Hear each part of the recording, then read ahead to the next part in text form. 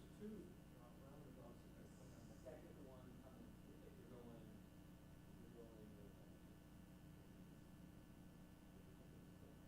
I think the one that got it there is at the same time. Okay. Yeah, that's the way that encroaches on the parking is it eliminates about 4 parking spaces. And it makes, and it encroaches into the park space quite substantially. And so those are the things that we want to be able to work with. That's not one that we would propose to change.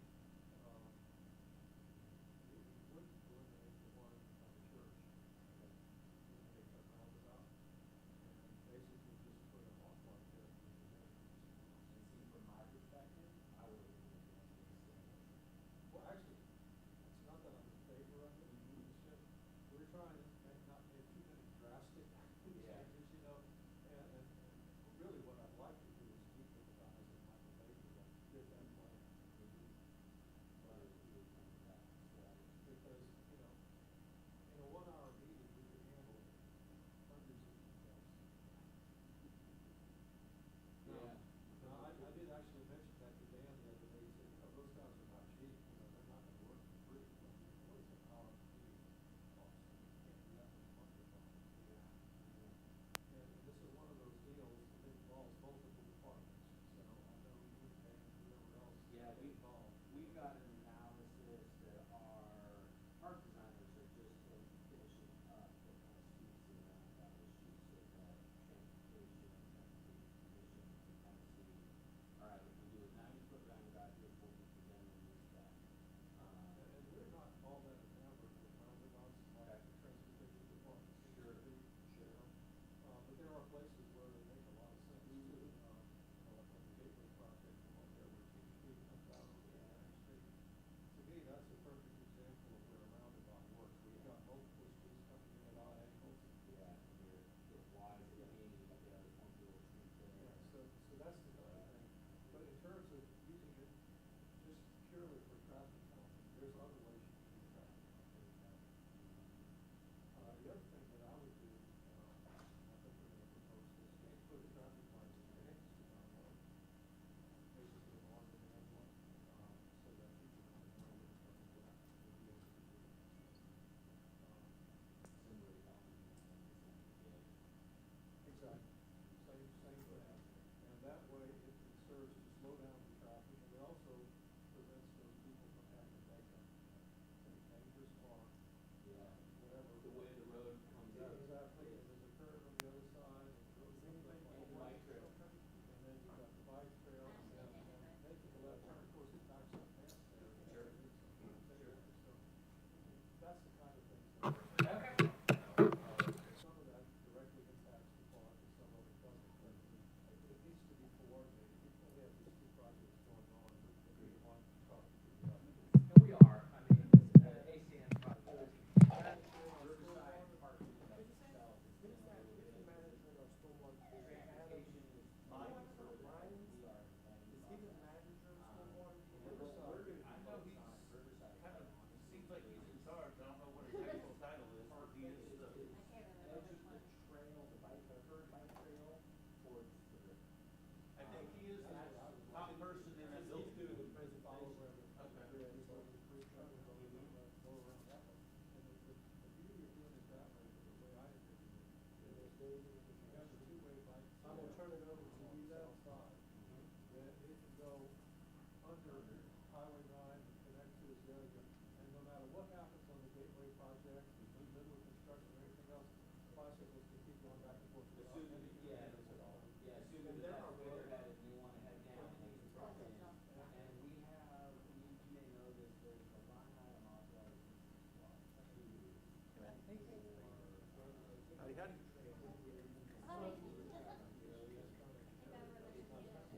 Well, but it's part of our budgeting thought process. Well, that forward block section underneath Highway 9. Well, well north of Kobe, that was gonna be redone, because it's Yeah. nice. I'll go walking down there. Yeah, it is. Any sort of organic growth on it. There's another little spot here too, where it goes down, looking from Hobart or whatever, and it's all green.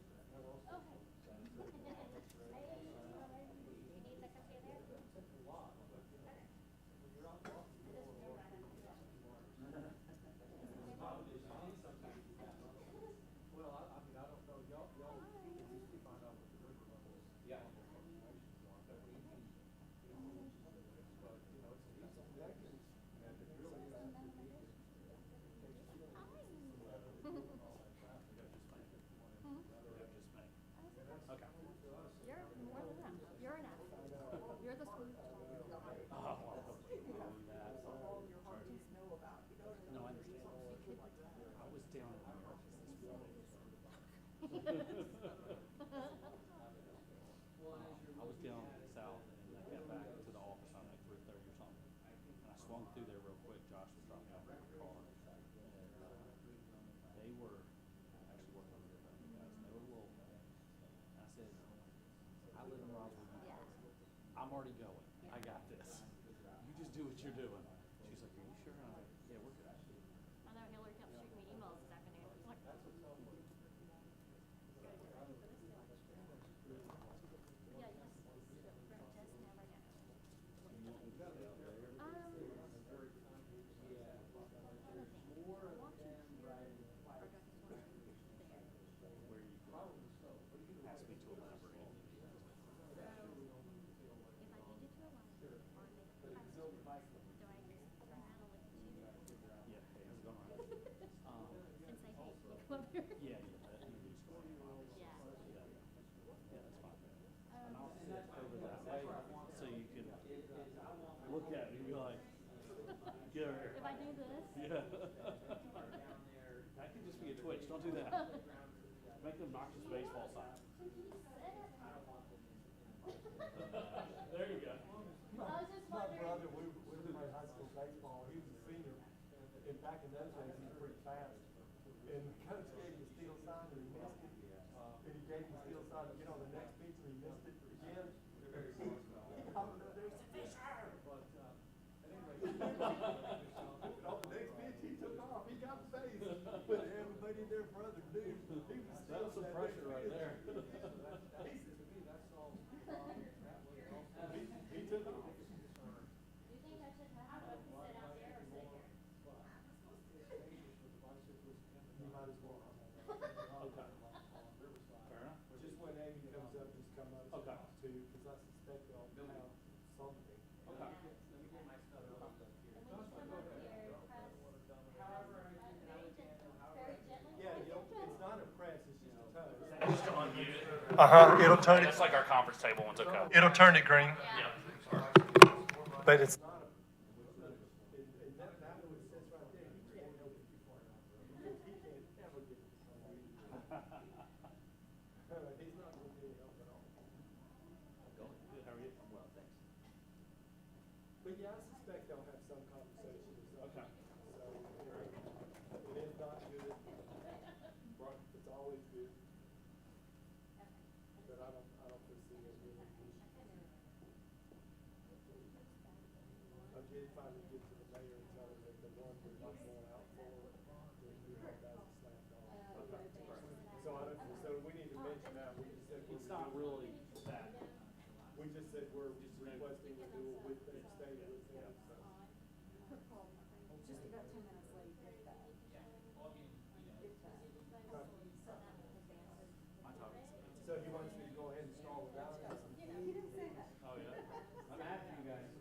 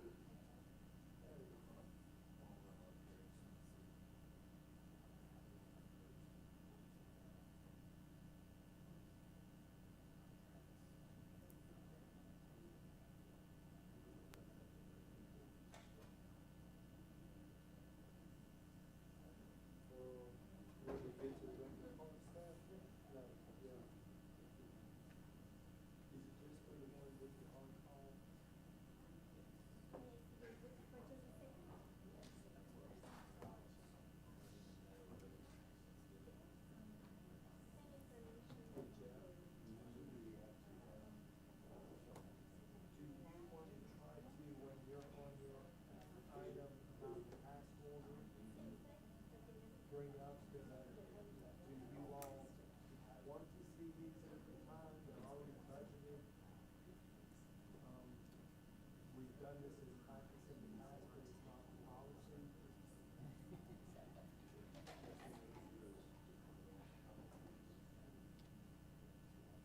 Do you want to go with that? Do we want to talk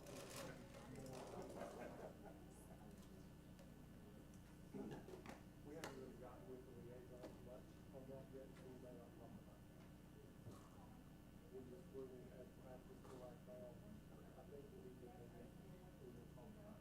Well, maybe by the time You're a we're warrior, you're keeping up with us. Well, Were you there I till? got 4 hours sleep last night. I told you this. This doesn't go until those contracts will roll up to assuming the August 22nd meeting.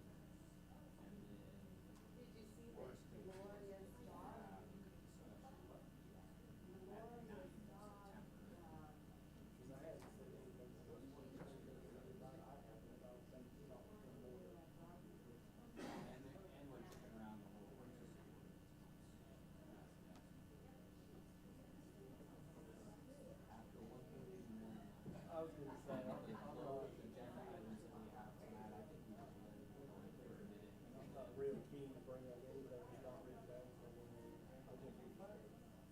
I should be. Why should I do this tomorrow? Sleep. Yeah.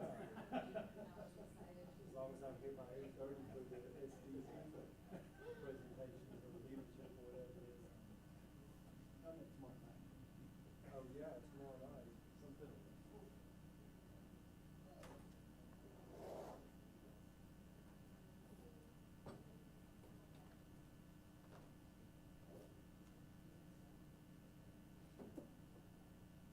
Maybe it's gonna be a few minutes late, so we probably will try not to be a few minutes.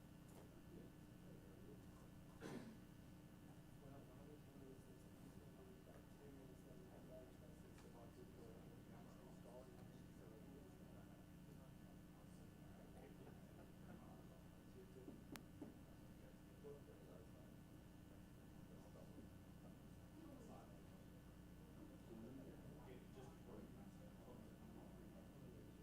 By that long, I'll lock you in with bed. Because, especially that time. Except there's some stuff right there as a check. Which is amazing. So it's working with mine. So I can make really good time. You have it every 30 minutes.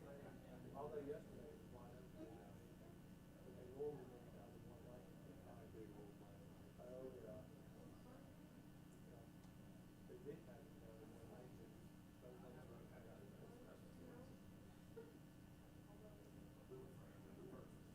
Yeah, they've already done it. One set of bridges, because there's 2 sets of bridges. And so they've got the inside section of all 4 sections, and they've done the biggest over there. So now they're doing the outside section of all 4. And by then they should have, I think, the rest of the roads done. I think they piled a bunch of these in one section. So, yeah, and then it'd be 300 miles away from Jefferson. But they've already got the cones out from Jefferson Proper. I mean, the barrels, they're already out there, and they've got it temporary 60 miles per meter. So as soon as they get that thing up, that's where I was doing it all around now. We'll bring it back to 2 lanes like it does right now, and 2 lanes, and I think 3.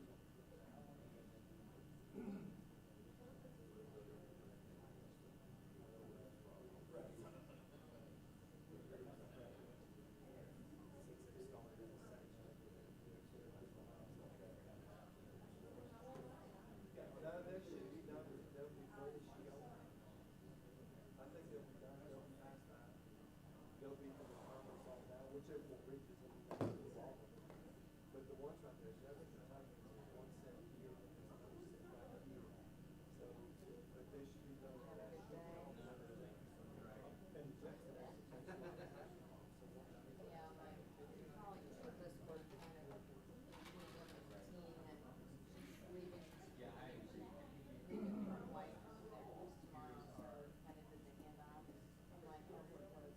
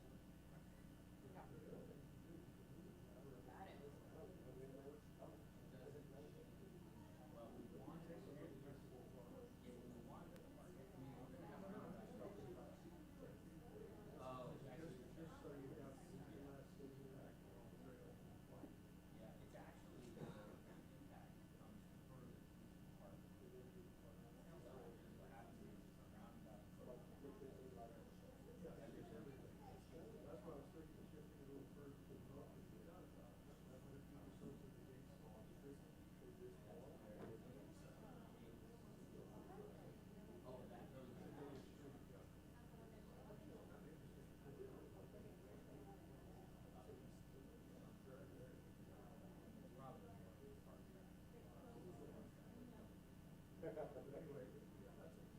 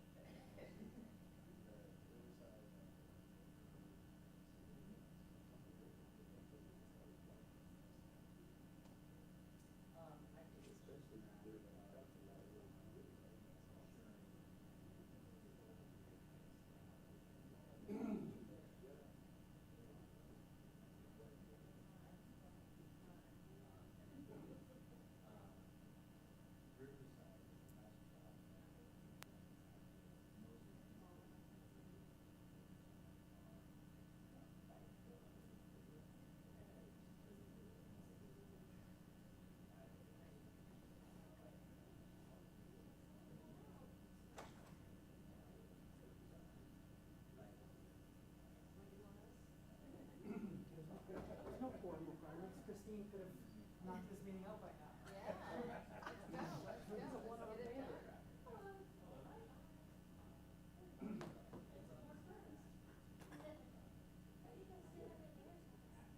I know, so, it's not my stuff. I need to go over here.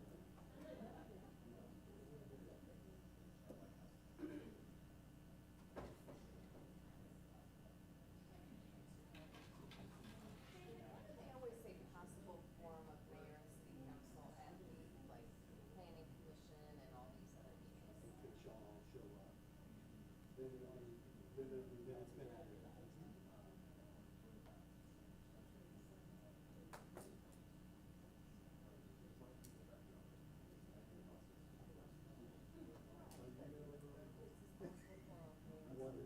What would it complicate more?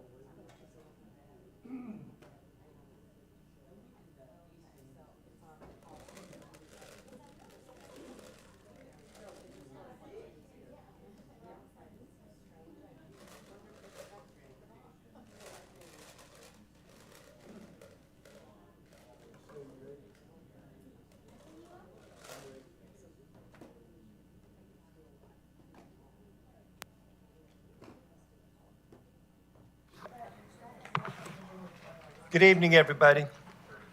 I want to welcome you to the Administration and Finance, Recreation and Parks Committee meeting for August 9th, 2022. We'll acknowledge the committee members that are here with us this evening: Councilmember Hall, Councilmember Palermo, Councilmember Hills, and Councilmember Morthland, and our City Attorney Davidson is joining us this evening. The purpose of the committee meetings are for the city departments to convey information to the mayor and council and to discuss initiatives listed on the published agenda. By ordinance, the committee consists of the mayor, members of the city council, and the city administrator. The ordinance does mandate the city administrator as the chair of the committee meetings. And just for the record, I am Michael Fisher, the assistant city administrator, and I'm the designee for the city administrator for this committee meeting. This is a public meeting, but it's not a public hearing. Therefore, while the meeting is open to the public, we do not take public comment or questions during the committee meetings unless specifically authorized by the mayor and council.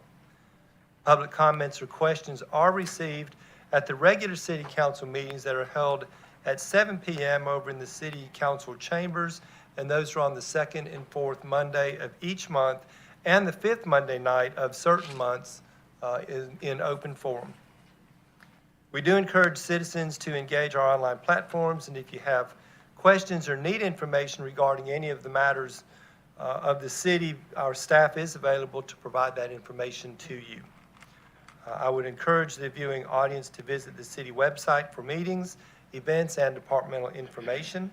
The city's web service portal is a mechanism to report issues or concerns, and our other committee member, Mayor Wilson, is also with us this evening.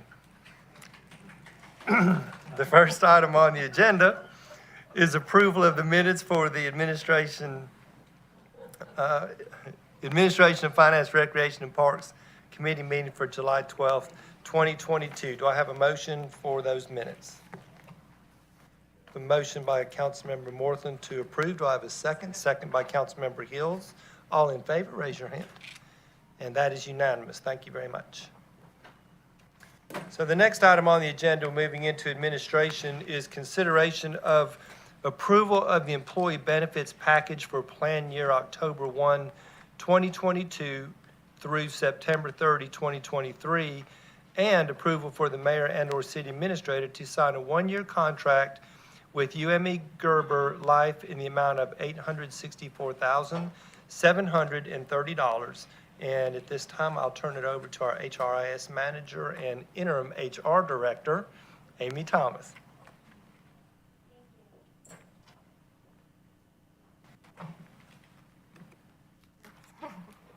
All right, so I'm here to ask for your consideration of approval for our employee benefits package for October 22 through September of 2023, and approval of the one-year contract with UME Gerber Life in the amount of $864,730. I do have David Pittard here. He is with our broker, One Digital, so he will help answer any questions that you may have.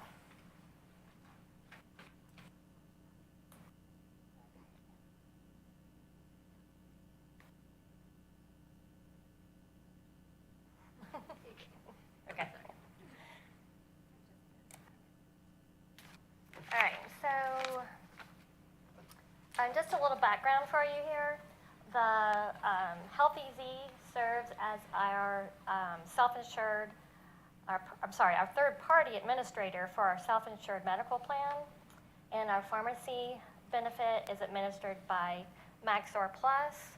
I'll talk a little bit about those two in a little bit.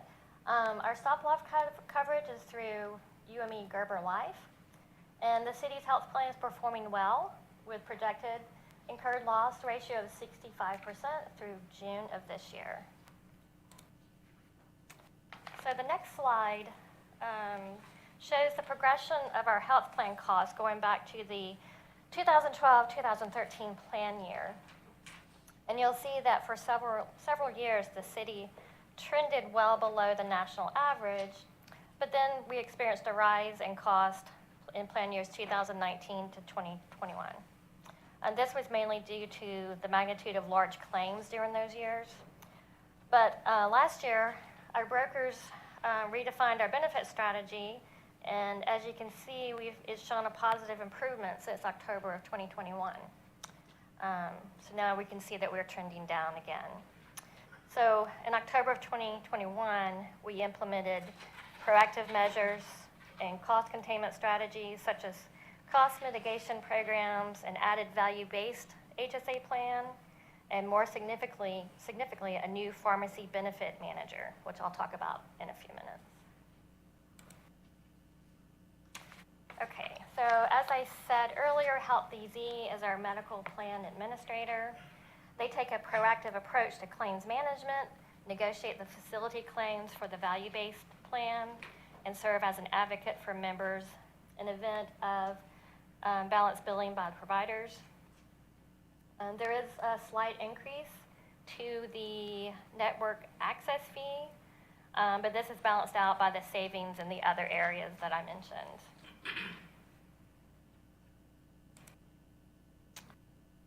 As I said, one of the big cost-saving measures that we've seen this year is through our pharmacy benefits manager. One Digital, their pharmacy consultants, RX Connection.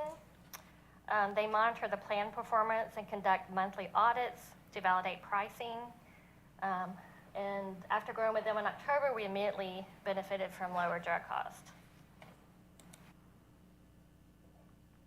Moving on to our stop-loss coverage, our current large claimant outlook appears favorable, certainly better than some of the previous years. And initially, we were looking at a 10% increase, but One Digital secured a flat renewal with no changes to rates or contract terms. So therefore, we recommend renewing with UME Gerber Life for their stop-loss coverage for 1 year. And then this is just to recap our health plan options. We did introduce a new value-based plan last year in which 31% of employees enrolled.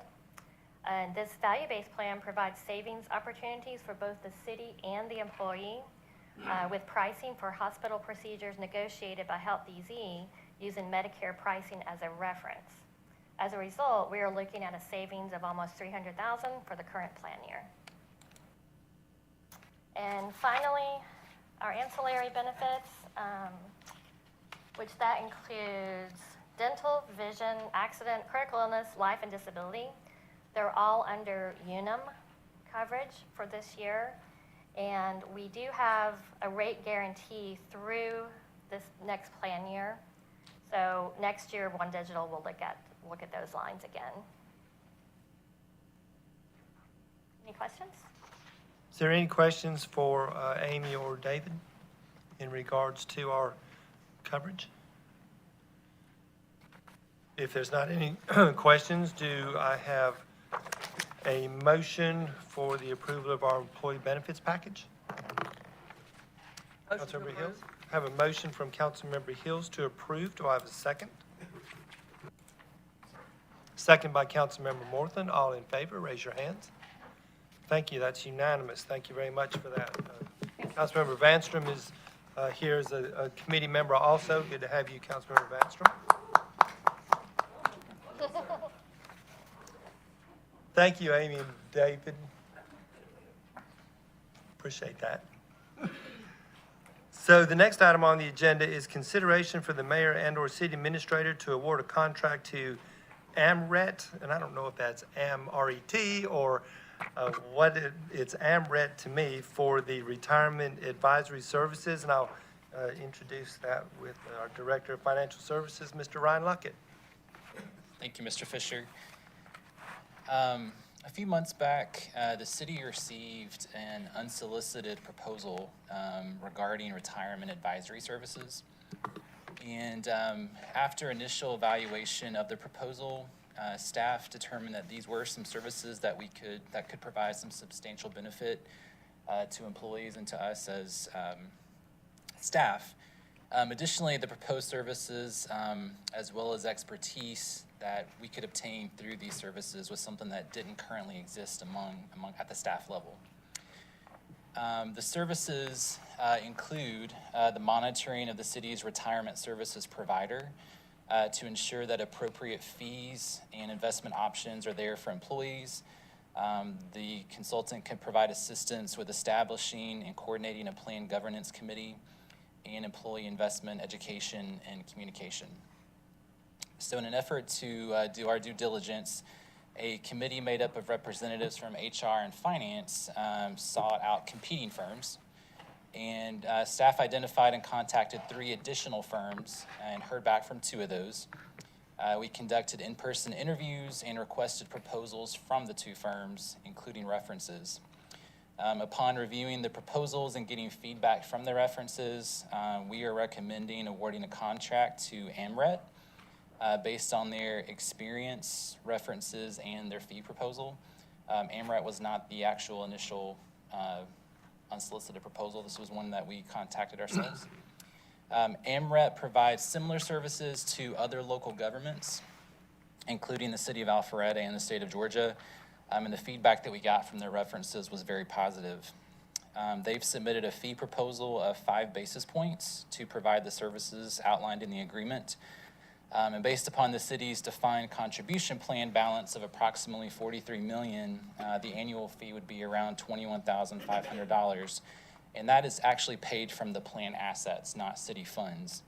And we expect this fee to be more than offset by fee reductions that we expect to be negotiated with our retirement services provider. So that's our recommendation, and we're glad to answer any questions that you might have. Is there any questions for Mr. Luckett? Mayor Wilson? Ryan, can you give an anticipated number that you expect to save? Yes, so from initial discussions, and nothing's final until we kind of move forward with this issue, but from initial discussions, we expect to see, we have seen offers in the 14 to 19 basis point range. So we're actually paying our current retirement services provider 26 basis points in fees today.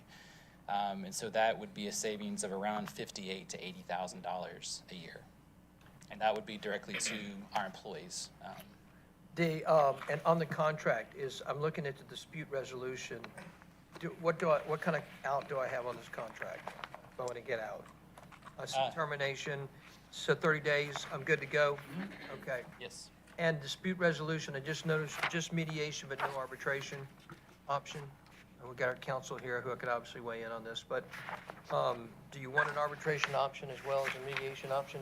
I've got the attorney shaking his head no, which I don't necessarily agree with, but the attorney's like keeping things quiet.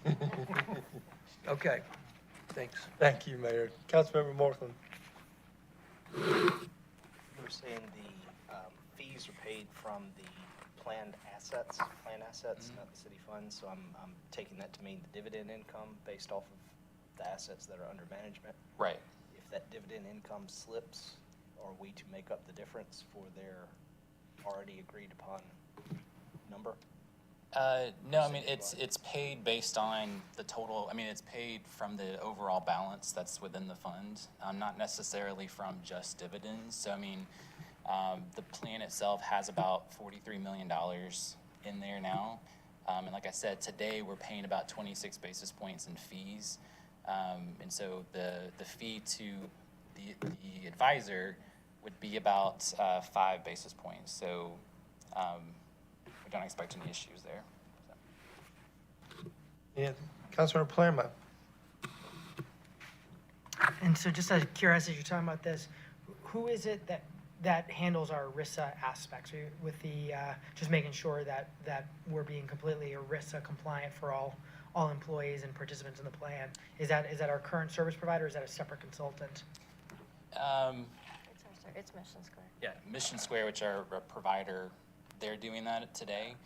And that's part of the reason also that we are recommending having this other party assist us and provide the expertise to the staff so that we have sort of a separate check on the information that we get from them and to ensure that we're getting the best fees and investment options for employees. Gotcha. Thank you. And then, just out of curiosity, remind me, what's the timing? So the same way we kind of weigh in on our medical fees and things like that, what's the timing in the process for when we weigh in on just what our DC benefits are? I know we've done it in the past, but is that something we do annually, or is it more of just as needed basis, or how does that work? Usually it comes up during the budget process. Okay. When we usually cover compensation and benefits. And so in the past, that's kind of, I guess, been at least a starting point for that discussion. Gotcha, because the reason why, not related to this service, which I definitely like the idea of saving all of our plan participants some basis points, so I definitely like the sounds of that. But the fact that we obviously have a very generous DC plan is so much more generous than a lot of the private sector companies. But I do run in and work with a number of private sector companies that do have the kind of that, there's the match, and then there's the whether or not you put in, there's that separate amount. Certainly see that. A lot of the time that's profit sharing, et cetera, but it kind of behaves the same way. But the interesting thing is, I believe the way it works is with each paycheck is when there's that 10% in addition to the match. Is that right? Whereas, and something I was curious to ask and bring up is, a lot of time in the private sector, what I'd see is the match would be potentially with each paycheck, but typically that amount where you don't have to contribute towards, typically done annually, which is kind of used as actually an additional retention tool that private sector companies use, where it's still very, very generous. Where most don't give a full 10% the way we do. Some do, but it's the fact that they then just put that at the the end of the year, in which case there's a lot of benefit staying each year and seeing that large amount. Just something to kind of think about, both for you as staff as well as for the mayor and council as we think about our different compensation and benefits and retention aspects, et cetera. We do have a forfeiture plan for the city contribution. So you get 20% per year up to 5 years invested. So right, that's a good point. If they do leave, they do lose some of that. That's a great point. So that, and certainly common, and something I see a lot in the private sector. So that I totally agree with. But just given that we're so generous that in addition to the 5 to 6% or whatever it is, because so there's 5%, and then is it additional 1 or 2% on top of that that where there's the match, and then separately there's the 10%. It's where often I see that separate 10%, still kind of that once a year is that additional retention even for those that have been here for beyond 5 years. Yeah, just something to think about. Okay, thank you. All right, any other questions for Mr. Luckett? Do I have a motion for approval for the mayor or city administrator to award the contract to AMRET for retirement advisory services?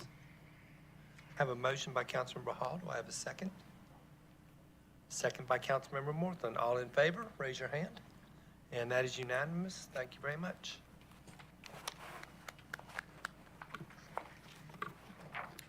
Next item on the agenda is consideration of a budget amendment is to transfer $76,509 from the Transportation Department and $157,840 from the Recreation and Parks, Historic and Cultural Affairs Department to the Administration Department's Community Relations Division. This is in regards to our reorganization for our communications and our communication strategy, and I'll turn it over to our Director of Community Relations, Julie Breckville. Good evening, Mayor and Council. The item before you tonight is a budget transfer that would move one position, one communications position from the Transportation Department and 2 communication positions from Recreation Parks, Historic and Cultural Affairs Department into the Administration Department's Community Relation Division. The reorganization, we believe, will put all of our communication efforts under one umbrella and moving the city toward a more coordinated and consistent communication strategy. We also believe that the centralized management and oversight of the messaging will improve the efficiency and effectiveness of our communications. So tonight, we're basically looking for your approval to move this item forward to the next council meeting, and I'll answer any questions. Councilor Palermo. So I just want to mention, this is something I think I do support. And I agree with the advantages you just mentioned. I think an additional advantage is the potential for increased scalability by eliminating silos and centralizing. I think there is the opportunity to be able to, as you mentioned, be more efficient and accomplish more with just that combined team. So it's certainly something I'm supportive of, unless I hear some reasons why from this mayor and council we should hold off on it. Thank you. Mayor Wilson. Well said, Councilmember Palermo. Echo your thoughts and sentiments. Julie, thank you for bringing this forward. Thank you, Jeff, and to Dan and to Dave. Dave's here or Dan's here. I don't think they are. Thanks to them. Thanks to Jeff. Julie, thanks for leading the efforts on this. This is part of a holistic strategy that this council and staff have been working on since January. It's another part of the bite of the apple of putting things together, and this part's in relation to communication strategy and creating a comprehensive strategy for the city, which has a lot of pieces to it, and this is just one part of it. So thank you for bringing this forward and getting it done. Thank you. Any other questions or comments? Do I have a motion to approve these budget transfers from Transportation and Recreation and Parks, Historic and Cultural Affairs? Motion to approve. Got a motion from Councilmember Hills, second. Second from Councilmember Hall. All in favor, raise your hand. And again, that is unanimous. Thank you very much. Thank you, Julie. We'll move into finance. If we can have Ryan come back up and into his seat. We should have moved those around and just left you up here, Ryan. Item number 5 is discussion of the advertising requirements for the FY 2023 millage rate for the city of Roswell.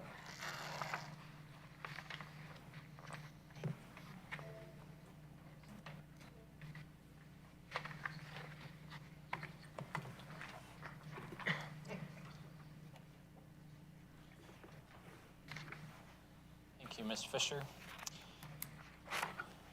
So the purpose of this item is to obtain guidance from the mayor and council regarding what millage rate to advertise. And just to provide a little bit of background, as you know, the FY23 budget was adopted by you all on June 13th. We received a preliminary digest from Fulton County back on July 6th. In order for us to proceed with issuing tax bills, we need to advertise and hold our public hearings regarding the adoption of the millage rate. So we're here to ask what millage rate we would like to advertise going forward.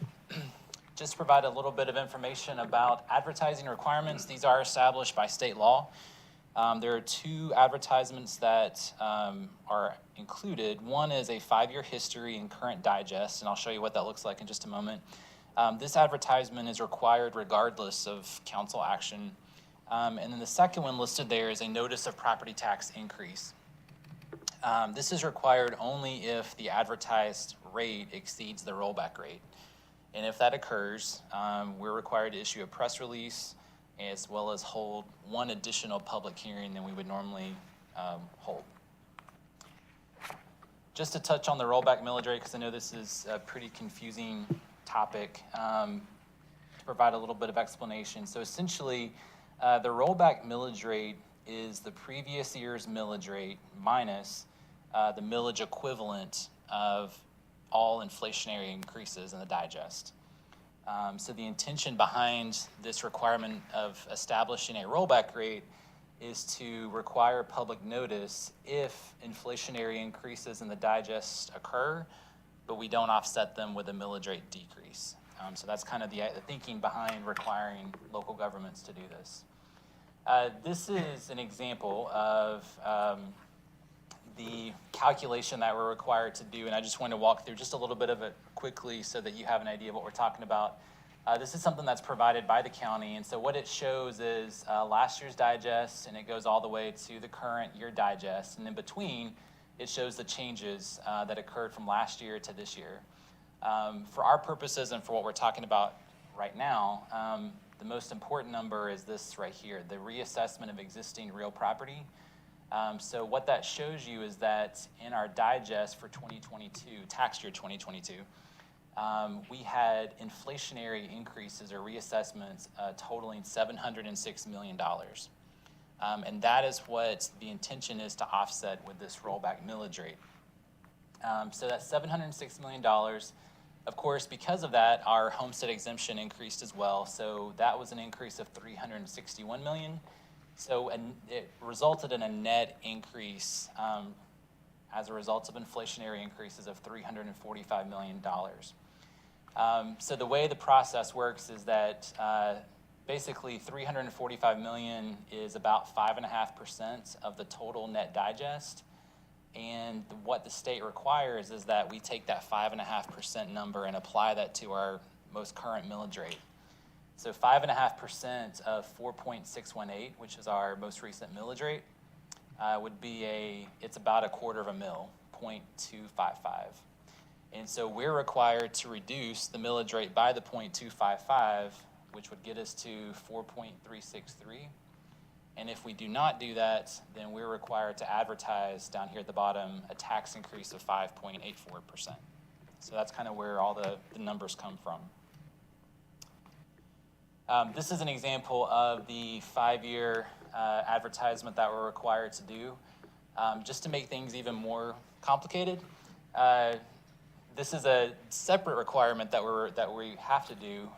But as you can see, even if we adopt the rollback millage rate, we would not have to advertise a tax increase. It's essentially a 0% increase. On this particular advertisement, because of the way that it shows, it does show that taxes are increasing by 0.8%. That's mostly, or not mostly, it's totally connected to new growth in the digest. So new development, new construction, not related to inflationary growth. Also, to provide you an example, this is what the tax increase ad looks like if we were to advertise a millage rate above the rollback rate. This is required language that shows up here. We have to say what the percent is, when the public hearings are, and then what it would have been had we adopted the rollback rate. And then local governments are provided an option at the bottom to provide some explanation as to why they're advertising a tax rate above the rollback rate. So, council can adopt a lower millage rate than advertised without any negative implications However, the reason this is so important is that if we were to adopt a millage rate higher than the rate advertised, that would require us to restart the entire advertising process. So that's why we're trying to get some guidance before we start that process. We're recommending 2 dates at this point. Monday, August 29th would be the first reading, and Monday, August 12th could be the second reading. Just to point out, August 29th is a 5th Monday night, so it would require a special called meeting in conjunction with the open forum. But obviously we can change this if that's the council's direction. And the reason for this is, again, to meet the advertising requirements. We have about a 2-week lead time with the local newspaper to be able to get the advertisements to them and have them published before the actual meeting. The next part I wanted to go over was to give you an update on the actual tax digest and how the numbers look in this current year. So what we're showing here is the gross digest value, and we're comparing tax year 2021 to tax year 2022, which is tax year 2022 is the current year. So overall, you can see that there was growth in the digest of $805 million, about a 12% increase. Most of that was in residential, which grew about 15.5%.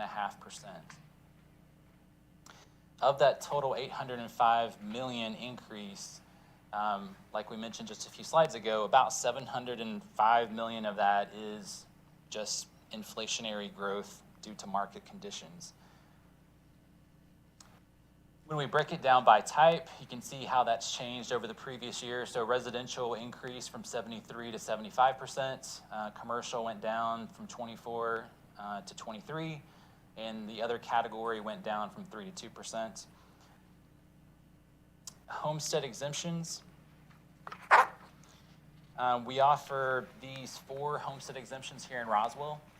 The first one is the age 65 and over. Everyone gets a $2,000 exemption off their assessed value. That equates to about $8.3 million in digest value. Age 65 and over plus $40,000 adjusted gross income restriction. Those that qualify for that, they receive a additional $20,000 off their assessed value. That equates to about $32.9 million in digest value. We also honor the disabled veteran exemption, which reduces assessed values. This was the last year's. This fluctuates year to year, but this is last year's amount, $85,645. That equated to about $6.5 million in digest value. And then the floating exemption saw a large increase, about 40 to 50% increase. 61% increase from the prior year. Is now valued at over $1 billion. So total digest value that we're exempting in the city of Roswell is about $1.1 billion. That equates to about $5.1 million in tax savings for residents, or an average of $177 per household. And just to give you a little bit more information about the floating homestead exemption, there are 3 values that come into play when we look at the floating homestead exemption: the market value, the assessed value, which is 40% of the market value, and the base value. Now, the base value varies by each home, and it can grow by no more than 3% or the rate of inflation annually. So the floating exemption amount equals the difference between the base value and the assessed value. And if we were looking at that graphically, market value-wise, the average home in Roswell is valued at $450,000 market value. So 40% of that, the assessed value is $180,000. The base value would be less than that typically, and so that exemption amount covers the difference between the base value and the assessed value. So homes that have the floating homestead exemption, their tax is calculated based upon the base value. But those homes without the exemption, their tax is calculated based on the assessed value. So to wrap things up, the estimated revenue impact based on these new digest numbers from Fulton County, we see that in our FY23 adopted budget showed total property tax revenues at $27.43 million. With the new numbers that we have from Fulton County, the total is estimated at $26.96 million, about a $500,000 decrease overall. Specifically in the general fund, we're seeing, and this estimate is based off the rollback rate. So we're seeing if we were to adopt the rollback rate, we would collect about $600,000 less than what we budgeted for the FY 2023 budget. We did include some contingency in the budget to address that. About $570,000 is there today to cover most of this, so we would need to cover the difference of $30,000, which we can do pretty easily. And you can see the debt service fund actually will be collecting a little bit more than what we anticipated overall. And then finally, we're providing you a history of our millage rate. You can see the most recent year we were at 4.718, with 4.618 being our M&O or our general fund rate. So just as a recap, we're asking for guidance today on the preferable millage rate to advertise, and I'll be glad to answer any questions you all might have. Thank you, Mr. Luckett. We appreciate that. Mayor Wilson. Ryan, thank you. Massive credit to you, your team, and to this council. And we'd like to especially recognize Councilmember Mike Palermo and Councilmember Christine Hall for all the numerous budget workshops we did together and coming up with this strategy, which is complicated. And even though, as you know, it's very complex, particularly looking at it from a resident's perspective and a property owner's perspective, understanding that the millage rate stays the same, but essentially your taxes can still go up by a digest value change. And to the credit of this council and your team, we planned for that. And we put $570,000 aside to ostensibly have a no real tax increase. And that's really, I think, an incredible foresight on this council's perspective and on your team's perspective. $30,000 off, considering the whole nature of this digest appraisal, is pretty impressive. And so, great strategy coming up with Mike and Christine on this during our workshops to say, look, this is the first time. I don't know if it's ever in the history of Roswell. Yeah, since the state law, how many times has Roswell not advertised a tax rate? Or they increase, or did they advertise a tax increase every single year since the new law? Yes, since the floating exemption, that was the 1 year where we didn't have to because it was such a decrease. But other than that, typically we would advertise, and I think since then we have every year, I believe. Yeah, so it's amazing. I mean, you think about what was accomplished in the FY23 budget, all the things that this council and staff got done and come out of that, and not even having a pretend, because, you know, we said we didn't go up on the millage rate, but guess what? You still have a tax increase. And this council is going to propose, and the guidance is no tax increase, no tax increase, no tax increase. And I think that is an incredible strategy that Mike and Christine laid out for us as a group in these workshops. We set it aside. You're $30,000 off. We're going to find that. It's pretty amazing.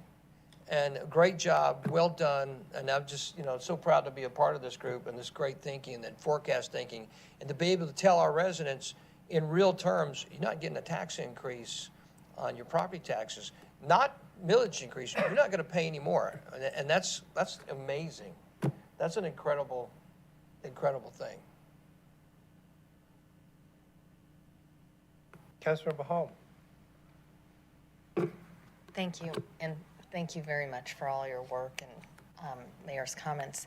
The 0.8 that is new growth, is there a way to address that? Could we do something to address that to be truly 0-0? Sure. I mean, we could do that. That would require a little bit more, you know. What does it equate to, 0.02? Yes. Something like that. Mm-hmm. Just asking if my colleagues have their thoughts. Councilmember Palermo. So my hesitation, obviously, as you know, I'm a strong advocate that we should be going back to the rollback rate and not doing a tax increase, and I'm really happy and appreciative of this mayor and council that it looks like this will be the first year we're doing that. At the same time, I guess my hesitation to addressing that piece is, at the end of the day, we are going to have new properties, new buildings, things like that, and I would expect a higher tax revenue for that. So I guess my concern would be, if we were to decrease based on that, is that making so that residents aren't getting the benefit of those new buildings, et cetera? So I guess that's where my hesitation is on that. And I could go either way. I'm not obviously, going back to the rollback rates, what's most important for me. My initial reaction is I'm pretty proud of that, and I'm not too concerned of just letting taxpayers and residents know that we're not raising their taxes. We're doing a rollback rate. We're not just slightly decreasing the millage rate to say that we decreased it. We're truly rolling it back to where it needs to be, so that we're not increasing their taxes. And at the end of the day, any penny of increased revenue that we have is purely because there has been some new development and some new things going on. So that's my initial reaction. Mayor Wilson.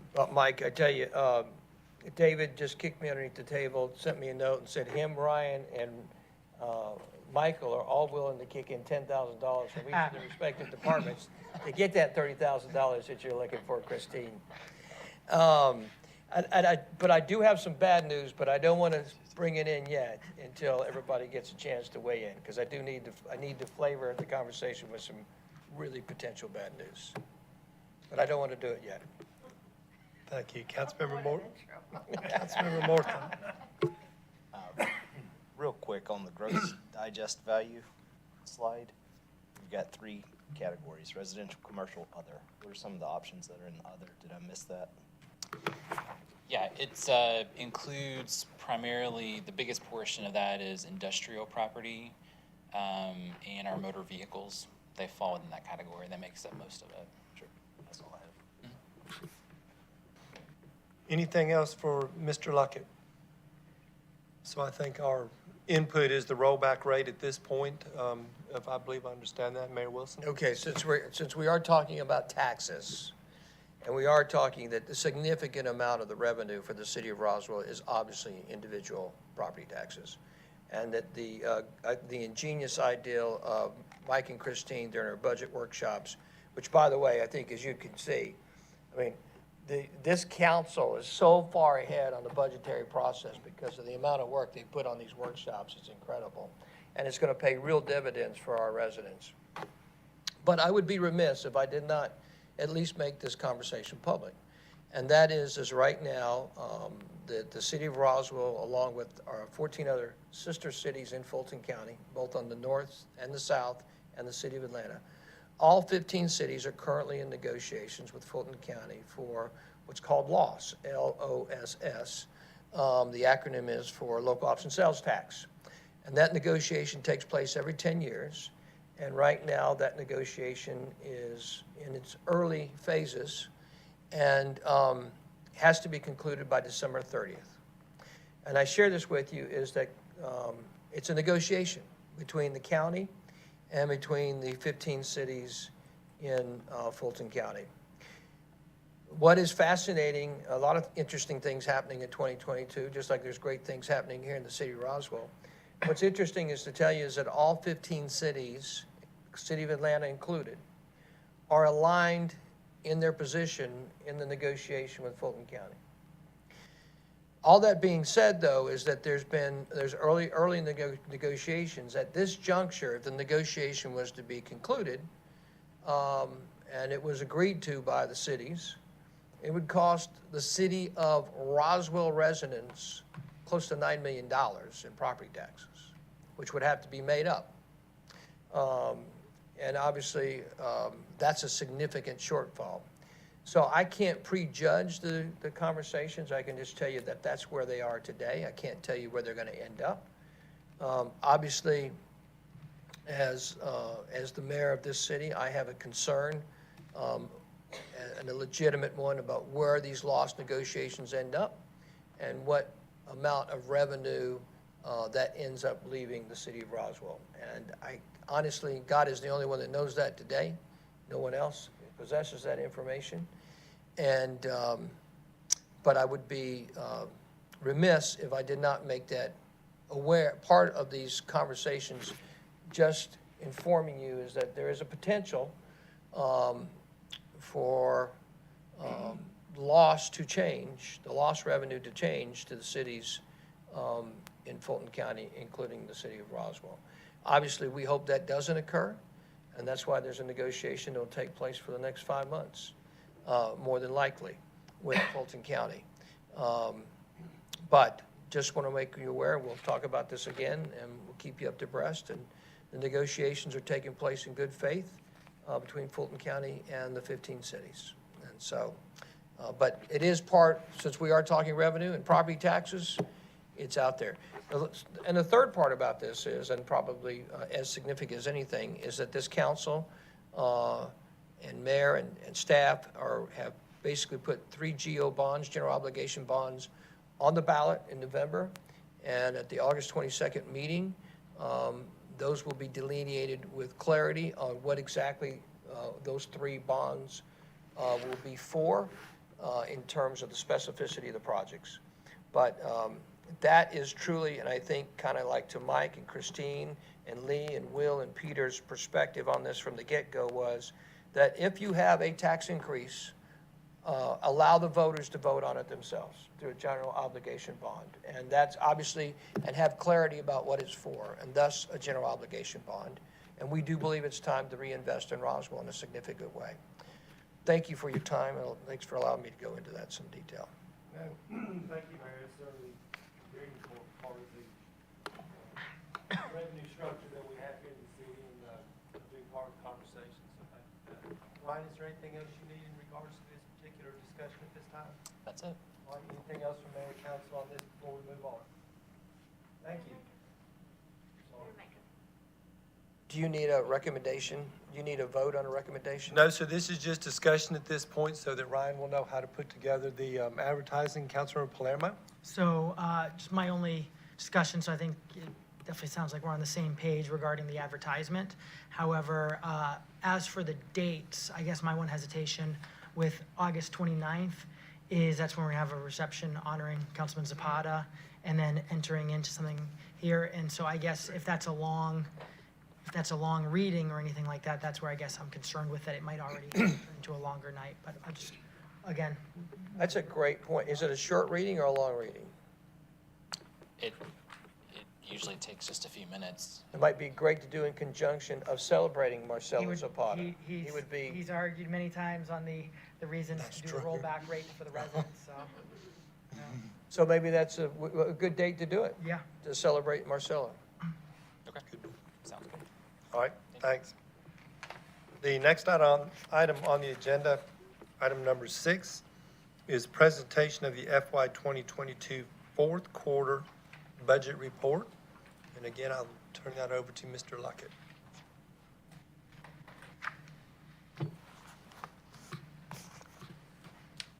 So this is our fourth quarter budget report. So this will give you some indication of how we will be ending FY 2022.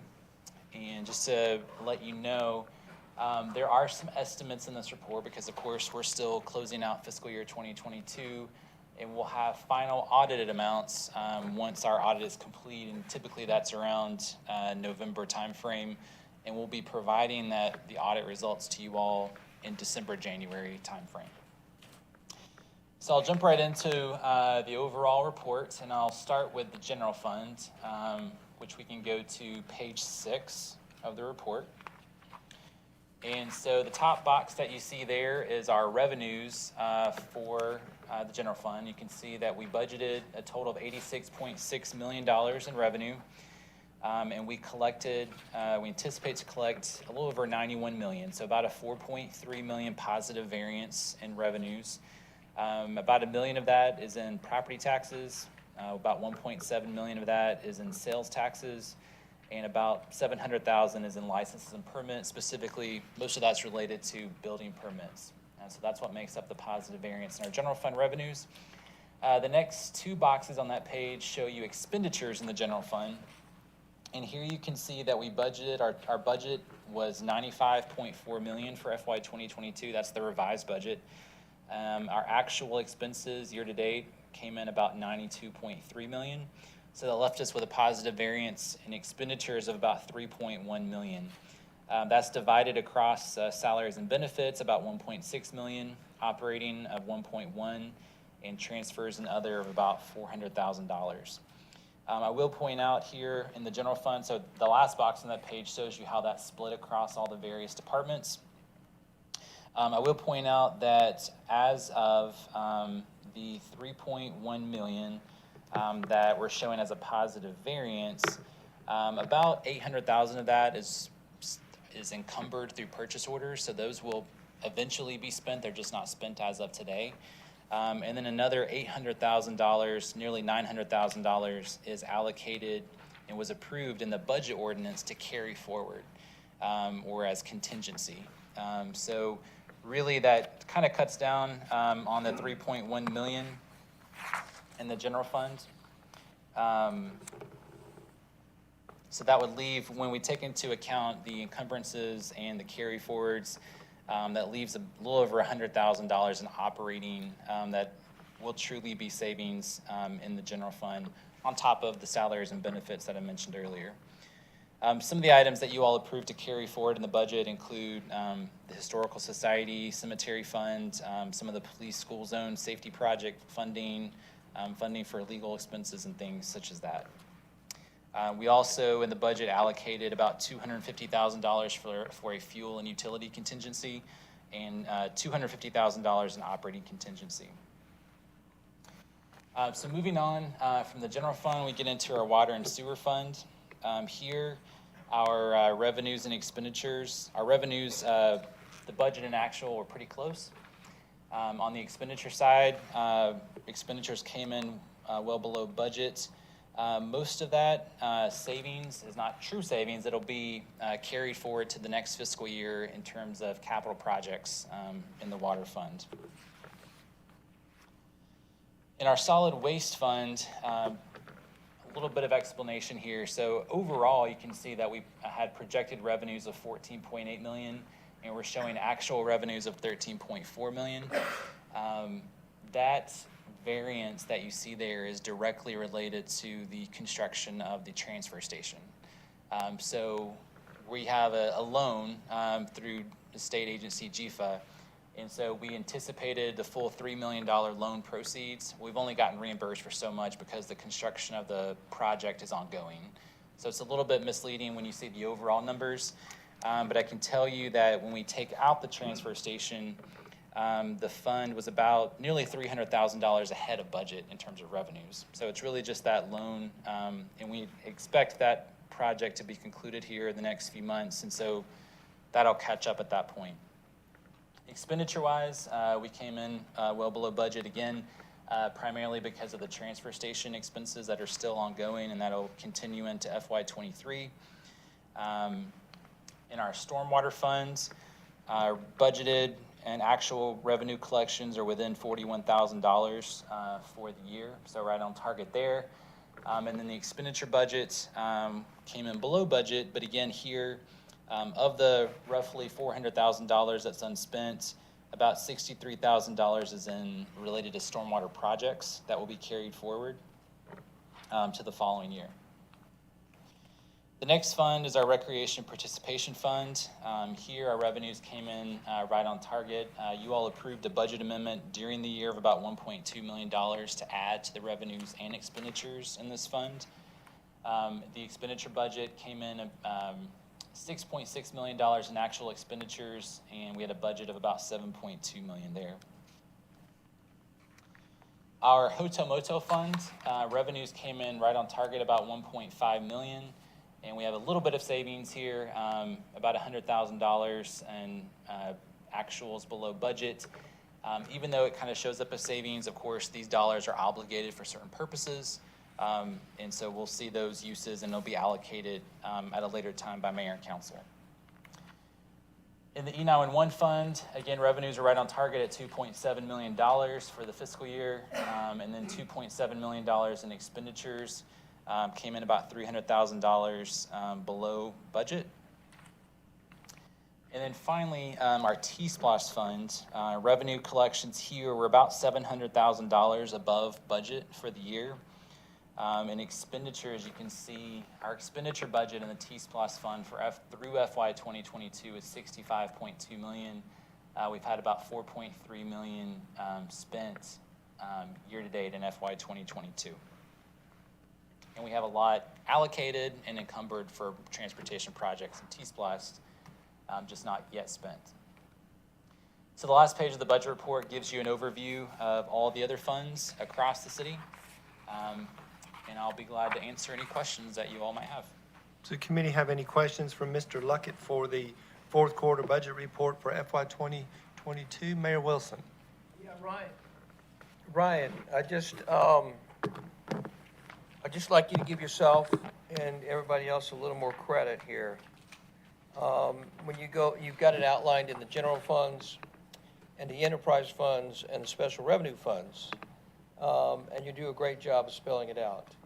And it wouldn't be bad to let everyone know just exactly some of the performance and where it came in, because there's sometimes you have to report bad news, and there's sometimes you get to report good news.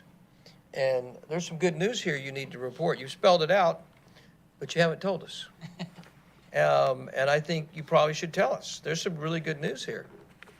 Sure, I'll be glad to go through that. So in our general fund, overall revenue collections, we're, like I said, 4.3 million or 5% ahead. Property tax wise, like I said, about $1 million ahead of budget. Sales tax, actual sales tax collections for FY 22 were 5.7% above the budgeted amount. Which is $1.7 million. Yes, $1.7 million. And when you look at our other general fund revenues, you might remember in the end of year budget amendment, we had already recognized an increase of about $1 million in occupation tax. And we ended with those categories being about additional $300,000 above budget for the year. Licenses and permits, $700,000 ahead of budget. Fines and forfeitures, about $339,000 ahead of budget. And then miscellaneous revenues, $77,000. And then with actual expenditures in the general fund, our departments came in about 96.7% of budget. Which is how much money? About a little over $3 million. $3 million. Well done. What's up with the enterprise funds? So the water and sewer fund, their revenues came in right at budgets. Expenditures were below. Solid waste fund, as I mentioned, when we take out the transfer station timing of that project, our revenues in the solid waste fund were about $200,000 to $300,000 ahead of budget, and expenditures were well within budget there. The stormwater fund, revenues are right on target, a little ahead of budget, about $41,000, and then expenditures were below budget there. And then in our recreation participation fund, revenues, again, like I said, you all had recognized about $1.2 million in additional revenue a few months back, and the department came in about $9,000 ahead, and expenditures were about $600,000 below budget up to this point. That's a big deal. Expenditures are $626,000 less than budgeted. I mean, that's a gigantic deal. It sounds so dry. It's gigantic. It's the kind of news you jump up and down for. It's gigantic. It's a big deal. It's a celebration of things working. Go ahead, sir. Thank you. And then with our special revenue funds that we're highlighting, so hotel motel fund, again, at the end of the year, we recognized an increase of $700,000 in revenue there. So things are really returning back to normal following the pandemic. And revenues were still slightly ahead of budget even after that increase. And then we're showing about $300,000 in expenses coming in below budget. Our E911 fund, revenues there are above the budget by a couple $1,000s, and operating expenditures are below budget by nearly $300,000. And then in our T-Splosh fund, revenues came in about $700,000 higher than budgeted, and then our expenditures are below budget in that fund. Well done, sir. Thank you. Well done to Michael and all department heads and all the great people inside of these departments that are making it happen.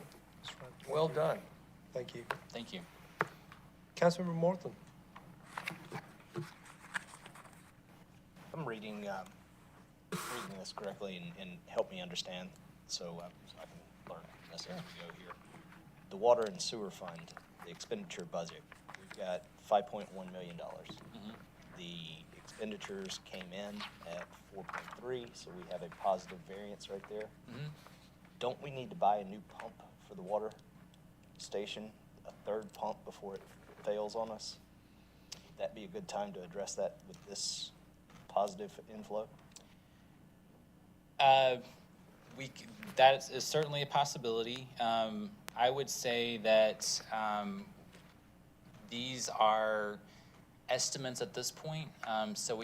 Because we're still closing out the fiscal year, and so this is our best representation of where we stand today. There's still some work to be done to narrow in on exactly how much we'll have left over in the water and sewer fund. And I'll leave it to Sharon to say kind of what the priorities are after that. Sure. So that pump that you're asking about is actually a part of the FY23 budget. We scheduled $140,000 in there for that replacement. And actually in your information items this evening, you'll see that we're moving forward with that. So appreciate you looking out for us. We always have a use for the money. So thank you. Will doesn't miss a lick. Thank you. Anything else from Mr. Luckett on the budget report? We'll move on to item number 7 is a presentation of the FY 2022 fourth quarter investment report.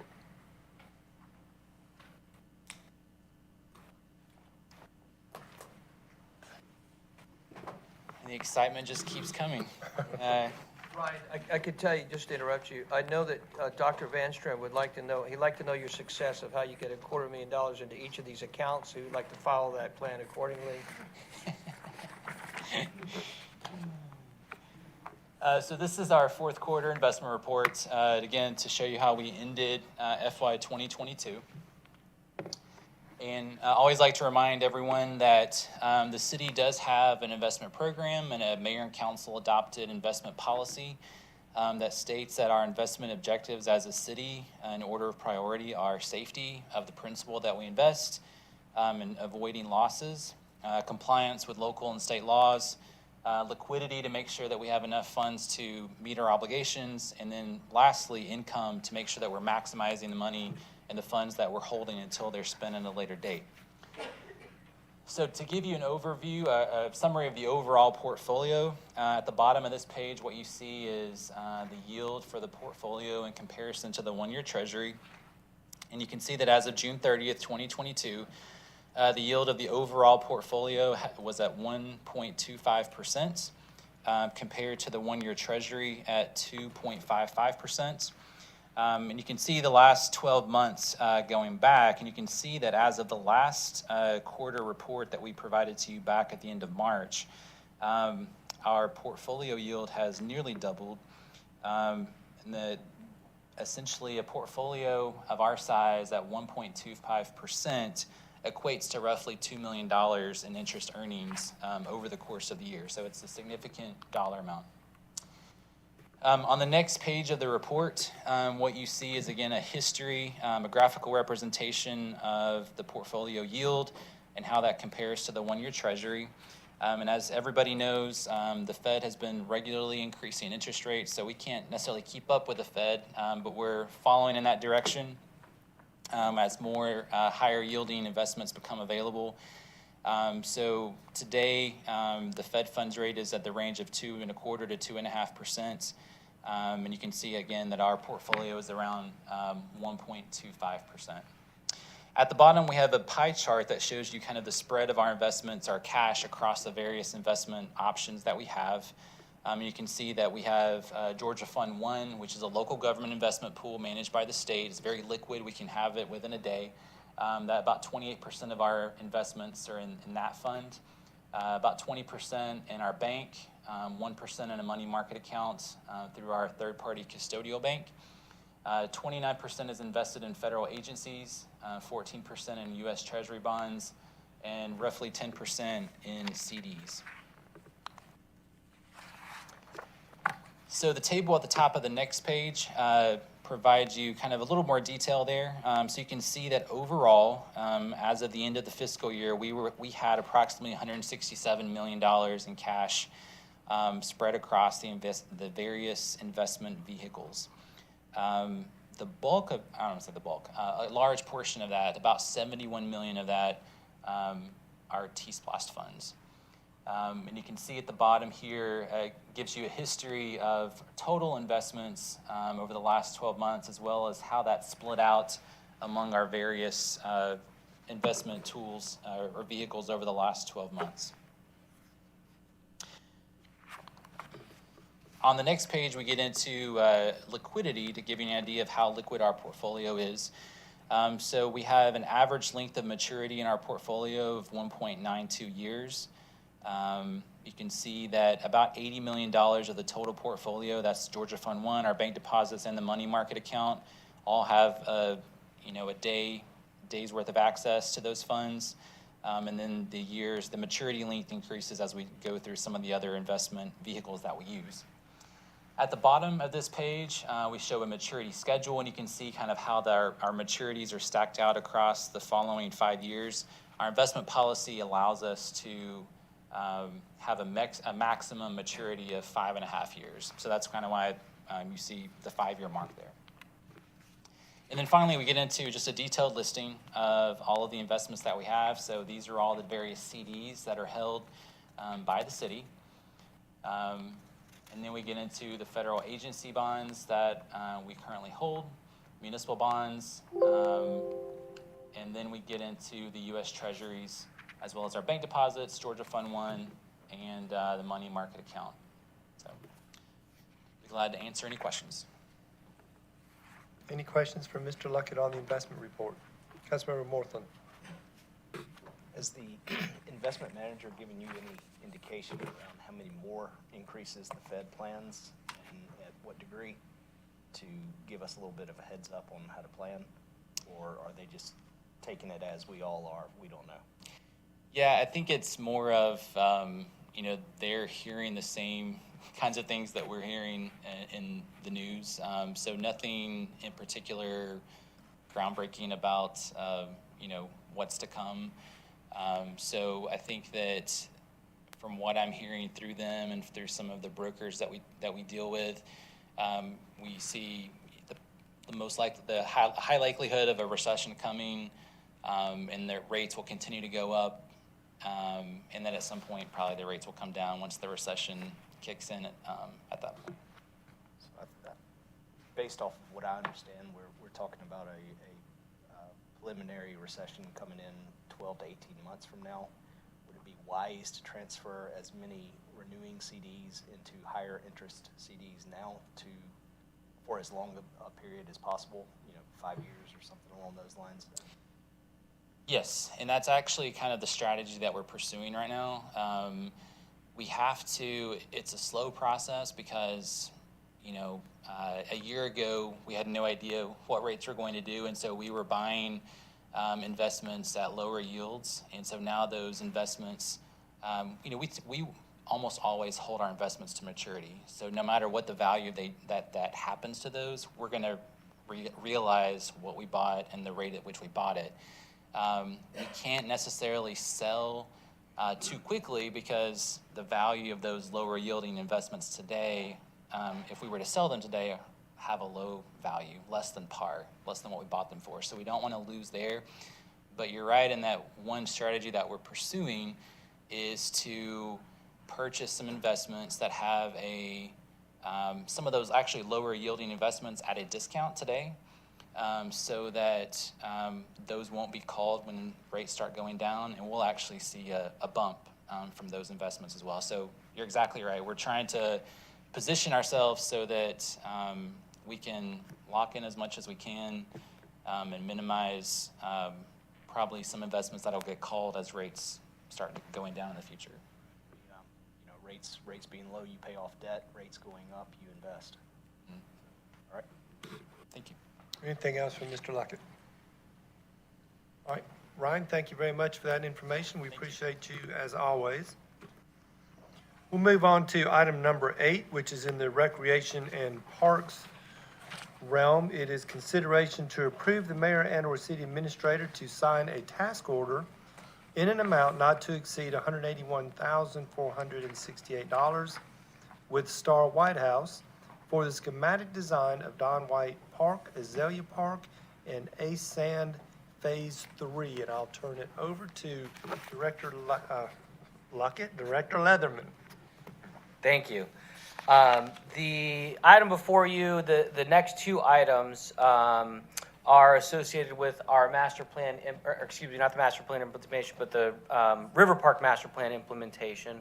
During your current year budget, fiscal year 23, we allocated about $500,000 for planning efforts along Don White, Azalea, Ace Sand Phase 3, and also the Riverside Park park design areas. This is a task order, so a couple of years ago we went through the process through procurement of looking for a design firm that helped us with the ASAN process, and we're continuing some of those same design elements as we move through the other park facilities. So this task order is specific to Don White, Azalea, and ASAN. There has been quite a few changes in the last 6 months, particularly with the ASAN facility, and so this incorporates some of the changes that we've made in moving the building and facility out of the ASAN project and into Don White, and that's reflected in the scope of work and task order. We have decreased some of the scope of work at Don White in particular as it relates to the building. I think that's still, and you'll see that in some of the red line version, it's still kind of a question mark on where we head with the structure and building from a multi-use perspective. But we want to make sure that we're allocating space and leaving options available for future decisions, whether it be at ASAN or at Don White. And so we have some components in the scope of work that at least considers structures at Don White Park. We already have the work done from a schematic level at ASAN as well. Be happy to entertain any questions associated with the first task order that's before you. Any question? Councilmember Hall. Thank you. Just a quick question. Is the relocation of the building the little yellow building? No, the little yellow building isn't anticipated as part of any of this scope. So when I talk about the building, I'm talking about the multi-purpose building at ASAN that was conceptual in nature that we had to move from dredging. Okay. The little yellow building, once again, is yet to be determined. It's not either repurposed or eliminated as part of this work. It still is a future decision to be had. Thank you. Councilmember Palermo. Just to make sure I'm crystal clear, I'm going to ask you to repeat something and then ask for another basic question. So first of all, you're saying this does not in any way eliminate or move that yellow house. It's just not touching it at the moment, and it's out of the scope of this at the moment? That's correct. And then the other question is, and at the moment, although it's still wanting to allow for the flexibility and options for the future of building a new building for whatever purpose, at the moment, this is not assuming any funds allocated towards that building that was originally planned. Is that right? Correct. I will qualify it with, what we want to be able to do, and it's all related to our impervious surface calculations, is we know that we have an existing facility there that is one of the old houses that we're using for our concession purposes.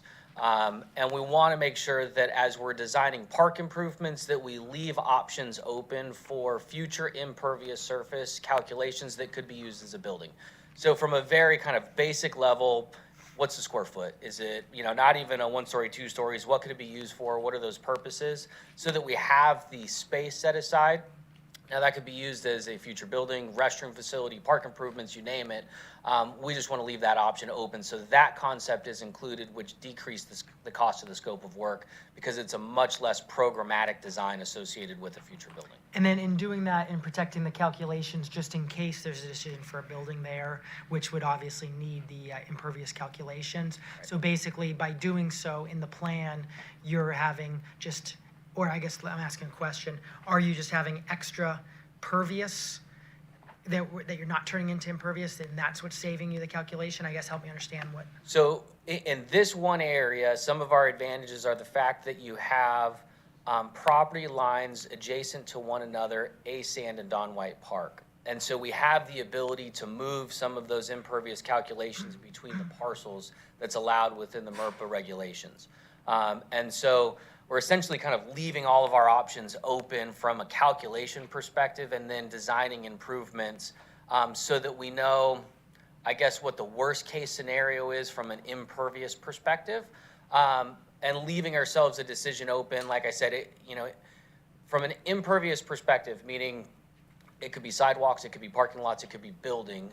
The MERPA calculation is essentially looking at hardscape improvements, but doesn't distinguish between a rooftop and a sidewalk.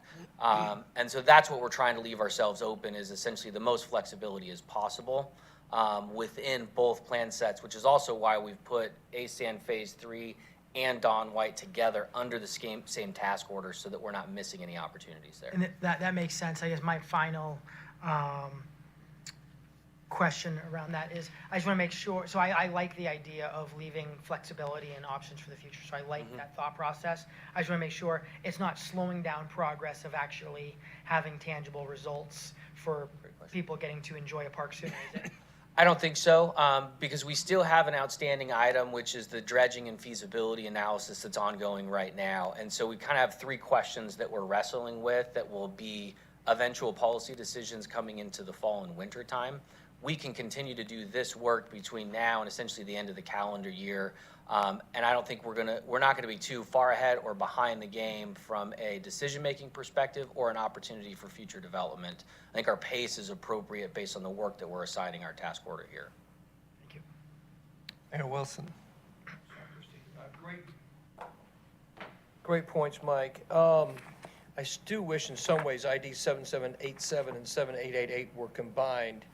And particularly when I look back at the back of 788, which you've got the design there, which is really, really cool.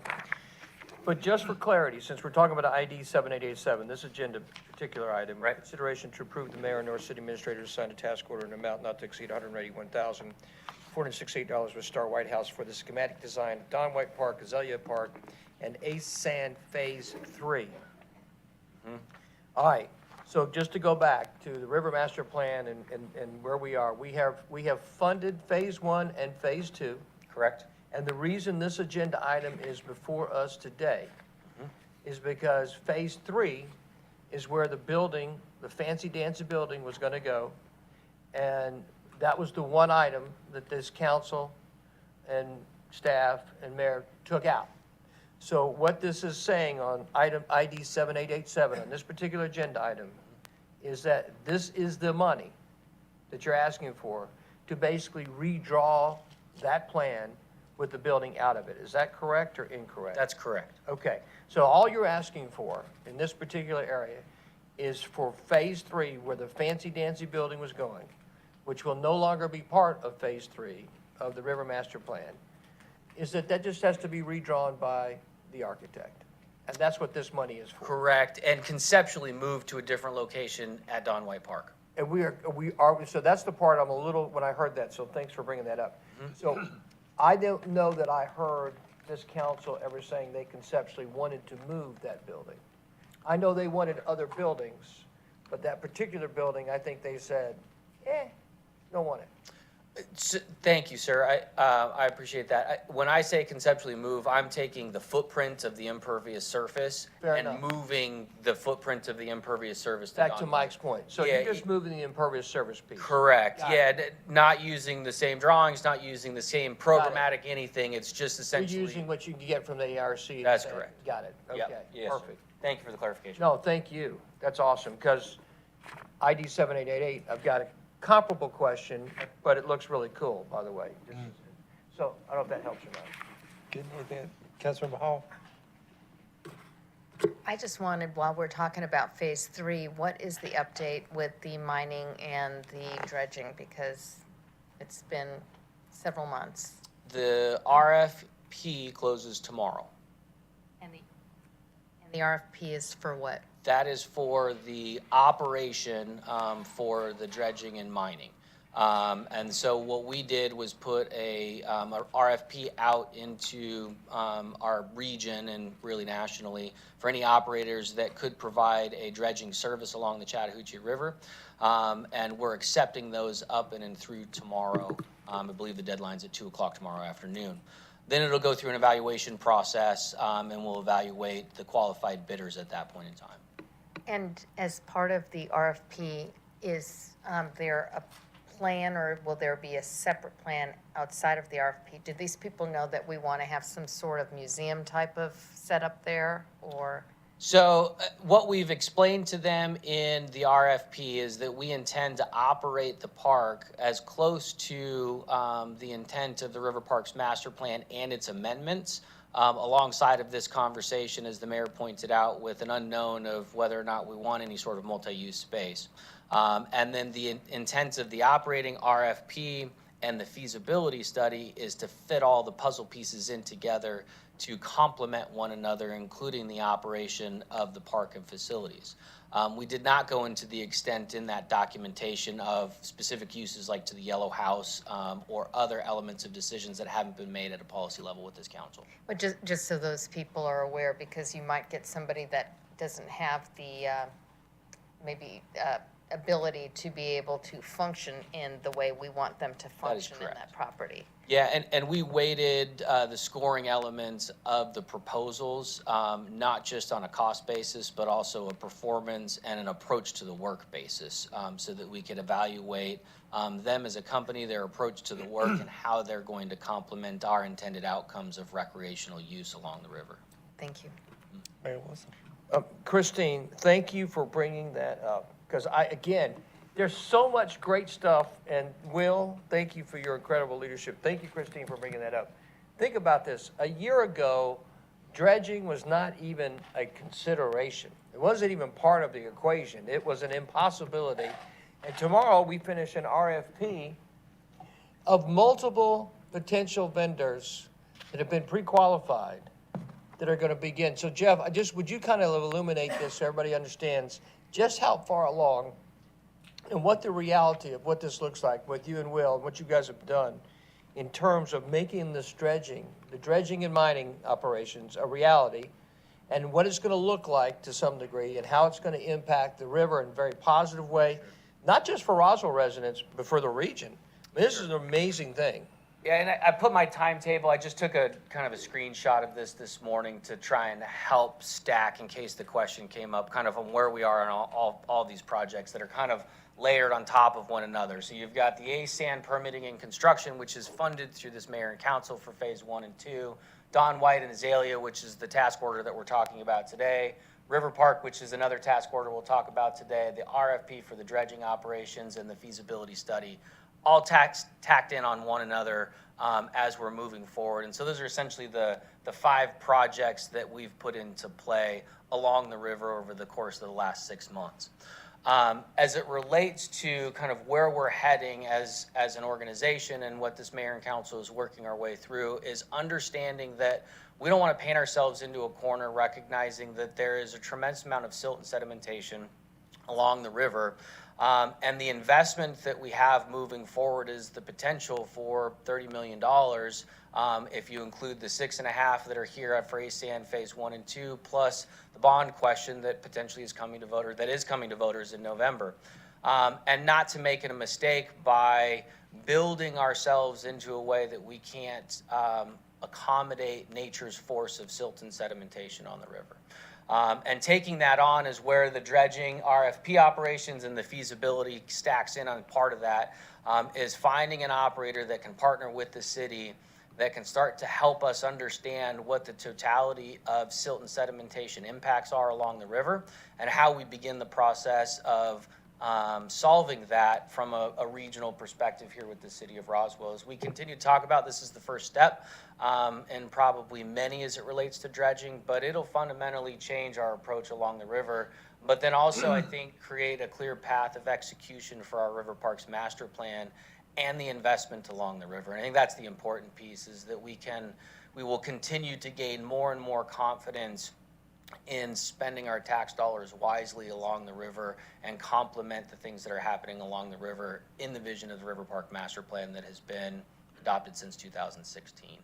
So, Well, but the reality is that a year ago, we didn't think we could, I mean, the thought of having someone dredge or mine or finding somebody or to do it, just kind of elaborate a little bit, just specifically on this part so that people understand how far this has come, is that you have multiple bidders that have been qualified, and I know we don't know where the RFP is going to land. Sure. But what people need to understand is what they understand about the process, their legitimacy, their abilities, and the fact that this is going to happen. Right. So I want to be careful, since the bidding process closes tomorrow, I want to kind of just leave that part aside so it goes through its course. But the reality of what we've done is I talk about phase 3, and I have to remind myself, we've had a handful of these conversations, and I say it as if it's just common knowledge of what phase 3 even is. The building to the left of the red line on this map, when I talk about phase 3 and when you see it in this task order, essentially represents the set-aside space that we want to use, at least conceptually, to accommodate some sort of dredging operation on the Chattahoochee River. The site was chosen because it was a location where that type of activity happened beforehand. The Threet family was mining and dredging in this space and using the ASAN property even as close as 5, 6, 7 years ago, and had been doing a tremendous amount of work and dredging operation for a number of years. And so by removing the building structure out of this plan, relocating it conceptually some other location, we have now freed up some of the space in this park site to leave ourselves that option for dredging on the Chattahoochee River. And that is going to be the future negotiation, which is with the potential operators that we hope to see come to the table and partnering with the city tomorrow. Thanks, Jeff. Sure. Thank you, Jeff. Can I make an observation here just for a minute? Well, I guess I run the committee. You can so- definitely make an observation. Mr. Chairman, you can make an observation. I can do that. We've had conversations and comments have been made, and even some tonight, that I've learned more about budgeting than I ever thought I would learn. I've learned more about CDBG than I ever thought that I would ever learn. I've learned more about tax digests than I ever thought I would learn. We got a recreation and parks director that over the last, 6, 7, 8 months has learned more than I think than he ever thought he would learn on dredging and mining. Our recreation and parks director. And from a personal observation, I've watched Jeff go through this because I'm amazed that his specialty is recreation and parks, and he's leading the charge in detail on dredging and mining operations. And I just want to make that observation that I believe that is a direction that you're seeing in this city with your leadership and our departments and our department leadership. That's very exciting to me after being here for a while now, to see people learning things that they never thought they would at a very detailed level. And I just wanted to make that observation. I'm excited about that. I think that's a direction we seem to be moving in, and I'm very excited about that. So thank you, Jeff, for that discussion. Thank you, Mr. Chairman, too. Item number 9 is consideration.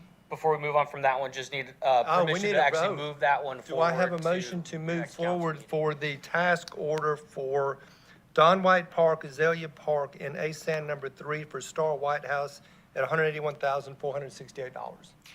Motion to approve. Have a motion by Councilmember Morton. Do I have a second by Councilmember Hills? All in favor, raise your hand. Thank you. That is unanimous. Mr. Chairman, may I interrupt you before you get to the next agenda item, ID 7889? You may. I believe after that is the consideration of the, well, you've got one Columbia have two. Engineering, and then I think after that is the 5-year parks.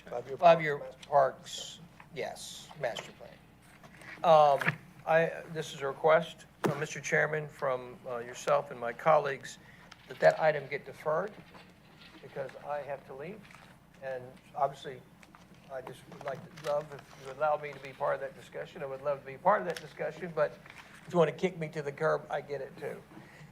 So I just, I support deferral, I'm just dying to know what's so exciting, and I want to make sure to be a part of it. I booked a 7 o'clock meeting. Unfortunately, I wasn't thinking, so I got a So 7 o'clock meeting. so I believe I have a recommendation and a motion to defer item number 11, Yes, sir. which is the consideration to approve the Department of Recreation and Parks Culture Affairs 5-year master plan to the next Rec and Parks Committee meeting a month from now. Yes, sir. Or we can move it up if we need to. It's up to you guys. Yes, sir. Is that going to have any negative connotation on your planning for us to defer this? No, it's not. And just as an aside, I think Councilmember Hills would like to get with Councilmember Mortland and the rest of her colleagues. I have a sense, a hunch, that there may be something that she wants to add to this 5-year plan that may be of some significant nature. Might be. So we have a motion to defer. Do we have a second? Have a second by Councilmember Palermo. All in favor? So we will defer item number 11. Thank you for bringing that up to us and your interest in that. So I will move on to item number 9, which is consideration to approve the mayor and the city administrator to sign a task order in the amount of not to exceed $285,455.60 with Star White House for analysis and design of the Riverside Park. Mr. Leatherman. Similar background on the task order, and I won't go into that from the last item. This is specific to Riverside Park. I've outlined elements of the 2016 master plan, and then also incorporated a couple of different, I think, initiatives and conversations as it relates to the use of buildings and structures that I've had with this mayor and council over the course of the last 6 months that is of interest. This is a schematic design, meaning that we're not going directly into construction documents, so that we can start to look at, I would say, the revisioning and rehabilitation of the major elements associated with Riverside Park. Fundamentally, I don't think that the overall design use intent of that park and those facilities will change, but I think the utility of the buildings, stage, amphitheater area, playground space, spray grounds, as you see outlined in there. And I think the River Parks Master Plan really envisions kind of a fresh look at that parcel and that park, associated with various components that we've outlined in the task order and in the scope.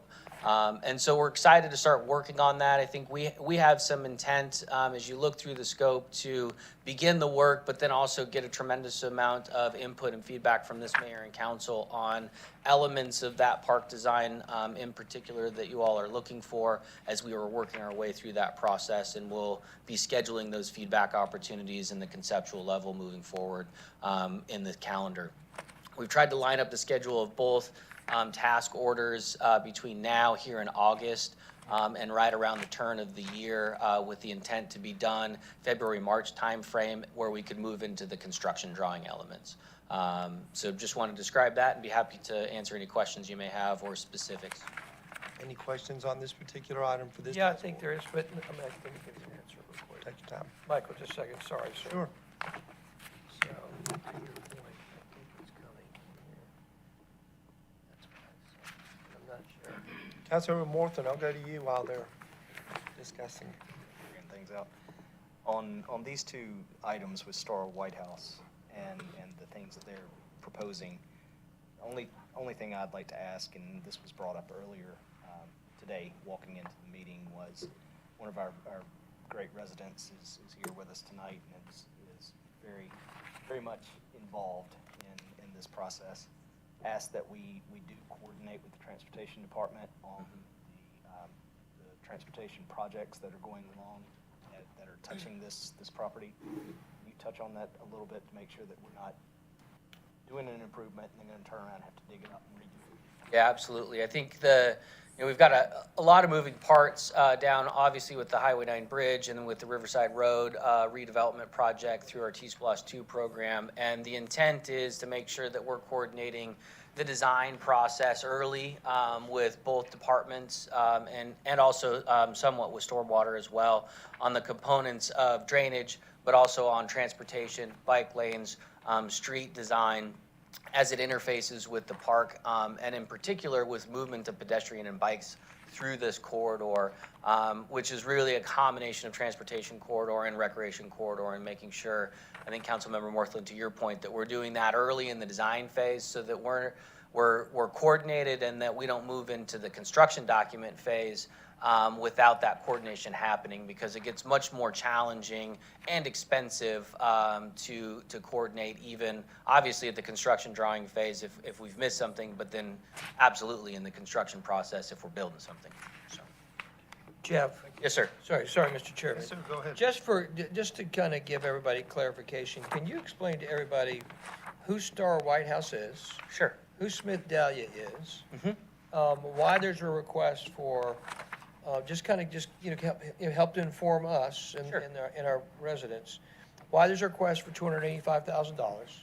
Obviously, when it looks like the professional fees and reimbursables are $187,000, and then it looks like there's an additional $75,000 for construction administration, which I'm assuming is Star. Correct. Just kind of give some clarity to that so everybody can understand the business dynamics there, which. And the difference between the 179 and the 187. Sure. So what you have and what we asked them to put together originally as we were working through this process was a combination of schematic drawings as well as 30, 60, and 90% construction drawings for the design team. And so we have a couple of different subject matter experts. Star White House, we initially went through the procurement process with Ace Sand with the intent of expanding future projects out along the River Park Master Plan so that we had synergy and consistency with our landscape architecture and the design features that we wanted throughout the park system. As you look back at the master plan, the intent was to move away from kind of what I would say is distinct park units. When you visit Azalea, it's a little bit different than Riverside from some of the types of materials that we used, some of the building components, because they were built over time, in some cases by the city of Roswell, in some cases by Fulton County. And so we wanted to eliminate some of those distinguishing factors. Obviously, each park unit, we want to have its own elements and uses, but we wanted to keep the design consistent across the River Park system. That's where Star White House comes in. They are landscape architects by trade, and then they have engineers that are behind them with a couple of different subcontractors. We use Columbia as part of the design team. And then Smith Dahlia we've brought on as part of our building and facilities, specifically to Riverside Park, where we have a redesign of the buildings and facilities that are the restrooms and maintenance buildings in that facility. And they bring that subject matter expertise on the programming side as a sub to Star White House. So Star White House is doing a lot of the landscape architecture work. Columbia will be doing some of the engineering. Smith Dahlia will be doing the architecture associated with the buildings themselves. Components of the contract include, or pricing that you see in some of the documentation, include all the way through to construction, which we're not recommending today.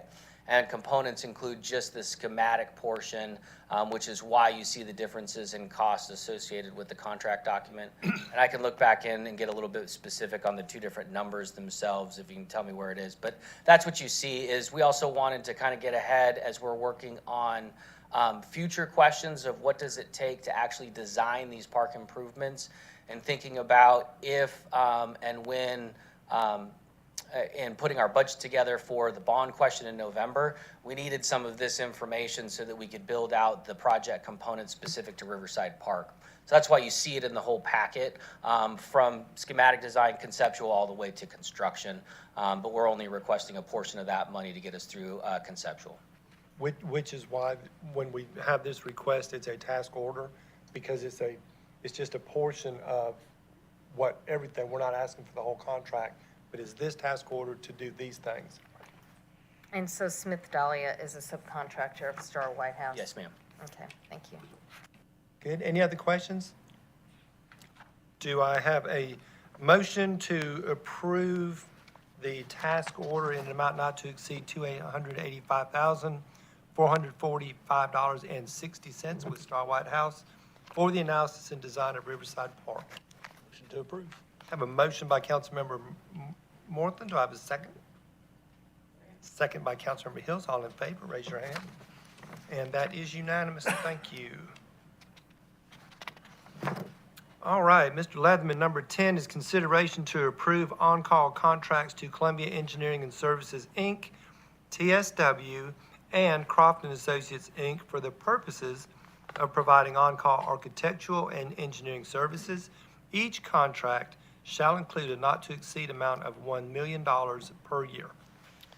These three contracts, so we've gone through the procurement process, and by way of background, the department over the last couple of years has not been in the park design field with the exception of a sand or really in major improvements, some of that due to the funding limitations that we've had within our budget.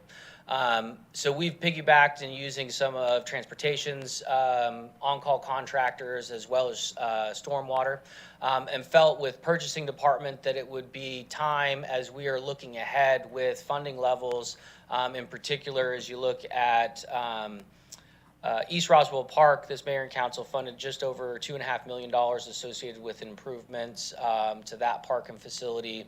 We have the batting cages. We have some work that we're doing out at Mimosa Hall as part of this fiscal year 23 budget, and a number of other projects that have already been approved and that we anticipate will potentially be approved with future budget actions. That having some access to on-call contractors will allow us to speed up the design process and leveraging this purchasing process to qualify on-call contractors. And then we wanted to have three so that we could essentially bid some of our projects against these three on-call contractors and then look at pricing to be able to compare where we land on certain projects. Best example I can have for you right now is we're taking a group of project improvements for the $2.5 million for East Roswell Park. To commission. It will be before council at our next committee meeting. And we would leverage these contracts then, assuming that our improvement list is approved in concept from mayor and council. These contracts would then be available to initiate the design work. We wouldn't have to restart the procurement process and take the 60 to 90 days that it may take to do that. To get us underway in the design. So really it's a way to leverage some speed and some opportunity for when we have funding available, and also turn out some projects that we may or may not have anticipated, whether it be mid-year budget approvals or other projects that come available through grants or other funding sources. And so these are on-call contracts, again, something that we would be accessing after we had budget approval, either in your traditional budget process or if we would bring a project forward outside of that budget process for your consideration as well. Right. Any questions for Mr. Leatherman? Do I have a motion to approve the on-call contracts for Columbia Engineering, TSW, and Crofton Associates not to exceed $1 million in a year? Motion to approve. Motion by Councilmember Morton. Does have a second? Second by Councilmember Vanstrom. All in favor, raise your hand. Very good. That passes unanimously. Thank you for that. So we'll take a quick reset break to get over to the Public Safety and Public Works Committee meeting, and move ahead on that one here when I get the go-ahead.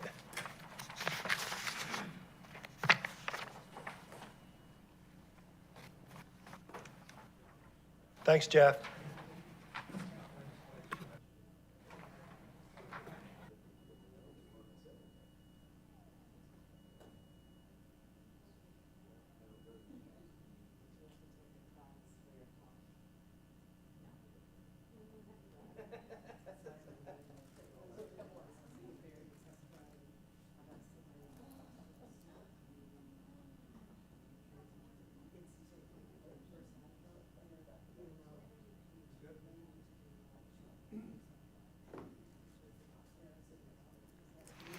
Good afternoon and welcome to the Public Safety and Public Works Committee for August 9th, 2022.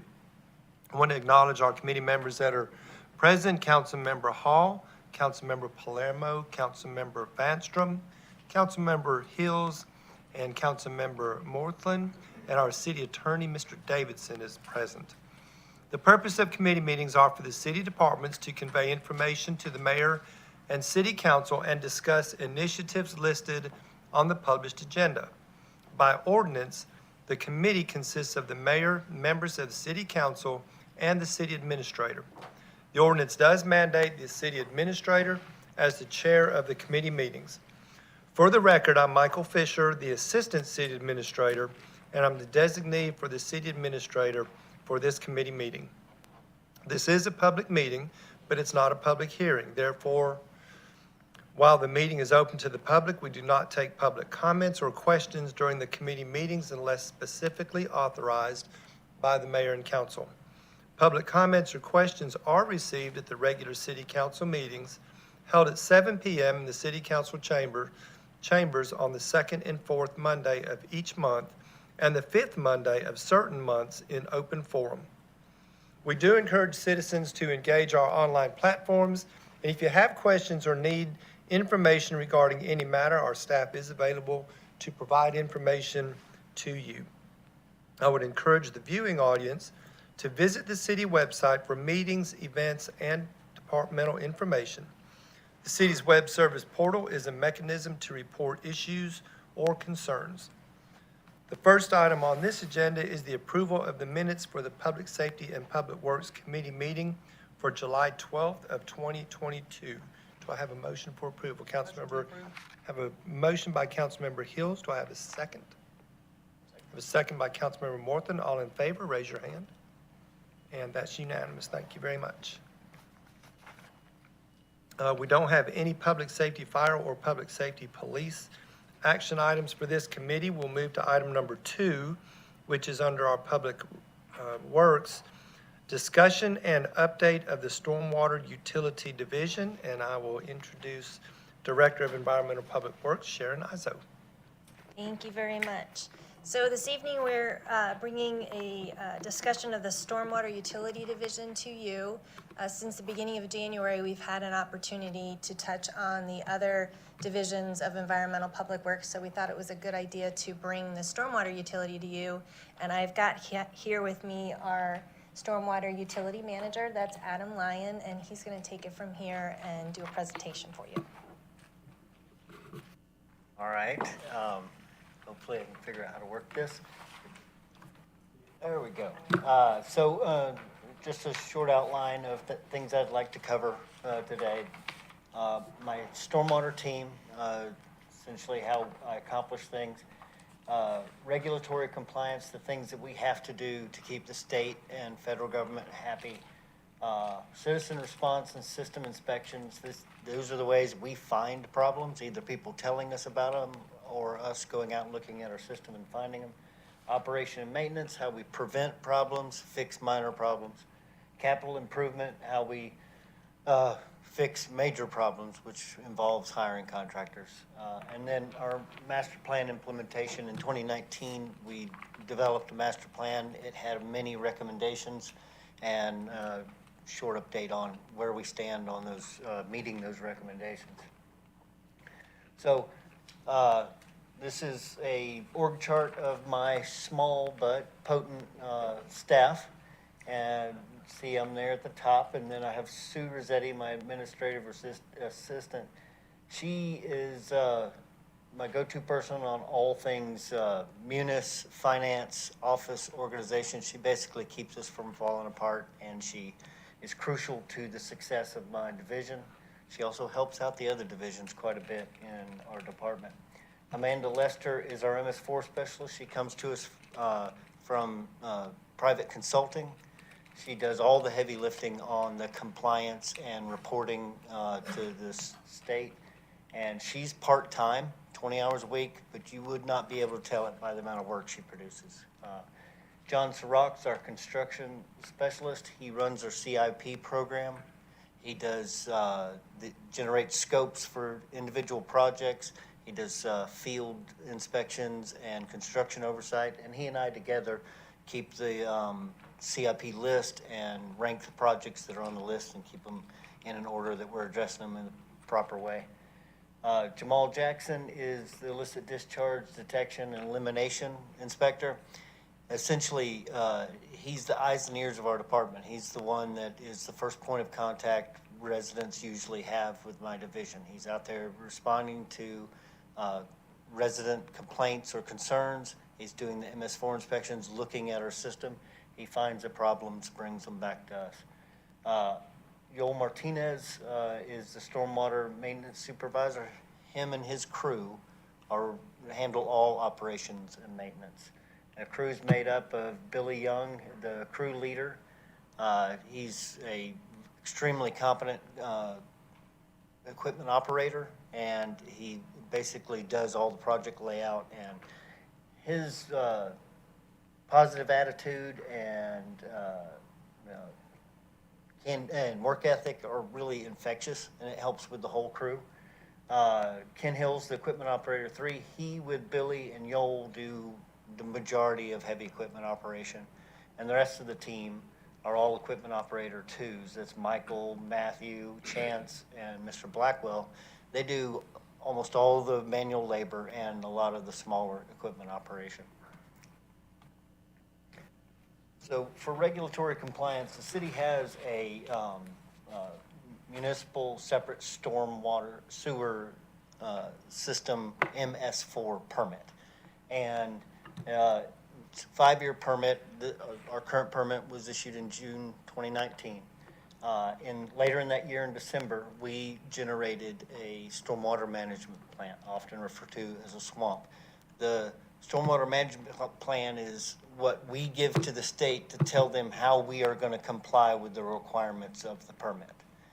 So that was approved in 2020, and we've been working under that stormwater management plan since then. Our annual inspection cycle always ends on April 30th. We turned in our report on the 9th. So I know that we've got a lot of new faces since the last time I did an update. So I thought I'd go through some of the components of the MS4 permit. This isn't all of it, but these are the major things, the stuff we have to report on. Structural and source control measures, that's essentially all infrastructure, basically catch basins, pipe, open ditches, anything that belongs to us that we maintain. We have to inspect and report to the state the entire system once every 5 years. We have to, the entire system over 5 years. We do it, a fifth of it every year. Illicit discharge detection and elimination. Illicit discharge is any substance that gets into the storm system that is not storm water. We have to find it, track it back to its source, and eliminate it from getting into the system. Industrial facilities, obviously you can see how industrial facilities would have an impact on a storm system. They get extra scrutiny from us. We do specific inspections and report on that. Construction site management is a huge part of the MS4 permit, and it's actually handled almost entirely by our community development department through permitting and erosion control inspectors. We work closely with them when we're doing the reporting to get all that information, put it into a coherent report, and get it to the state. Highly visible pollutant sources is another category of inspections we have to do, and that's things like mechanics, things that are obviously high potential for pollution, dry cleaners, stuff like that. They get extra scrutiny under the MS4. Monitoring for discharges into our paired water bodies. As a result of being in Metro Atlanta, most all water bodies are impaired, meaning they're carrying a pollutant load that's higher than the threshold allowed. And just about every creek in Metro Atlanta is impaired in some way, and we have to monitor we take samples of water and monitor it and see, whether we're going up or down, and we're always working to go down. It's rare.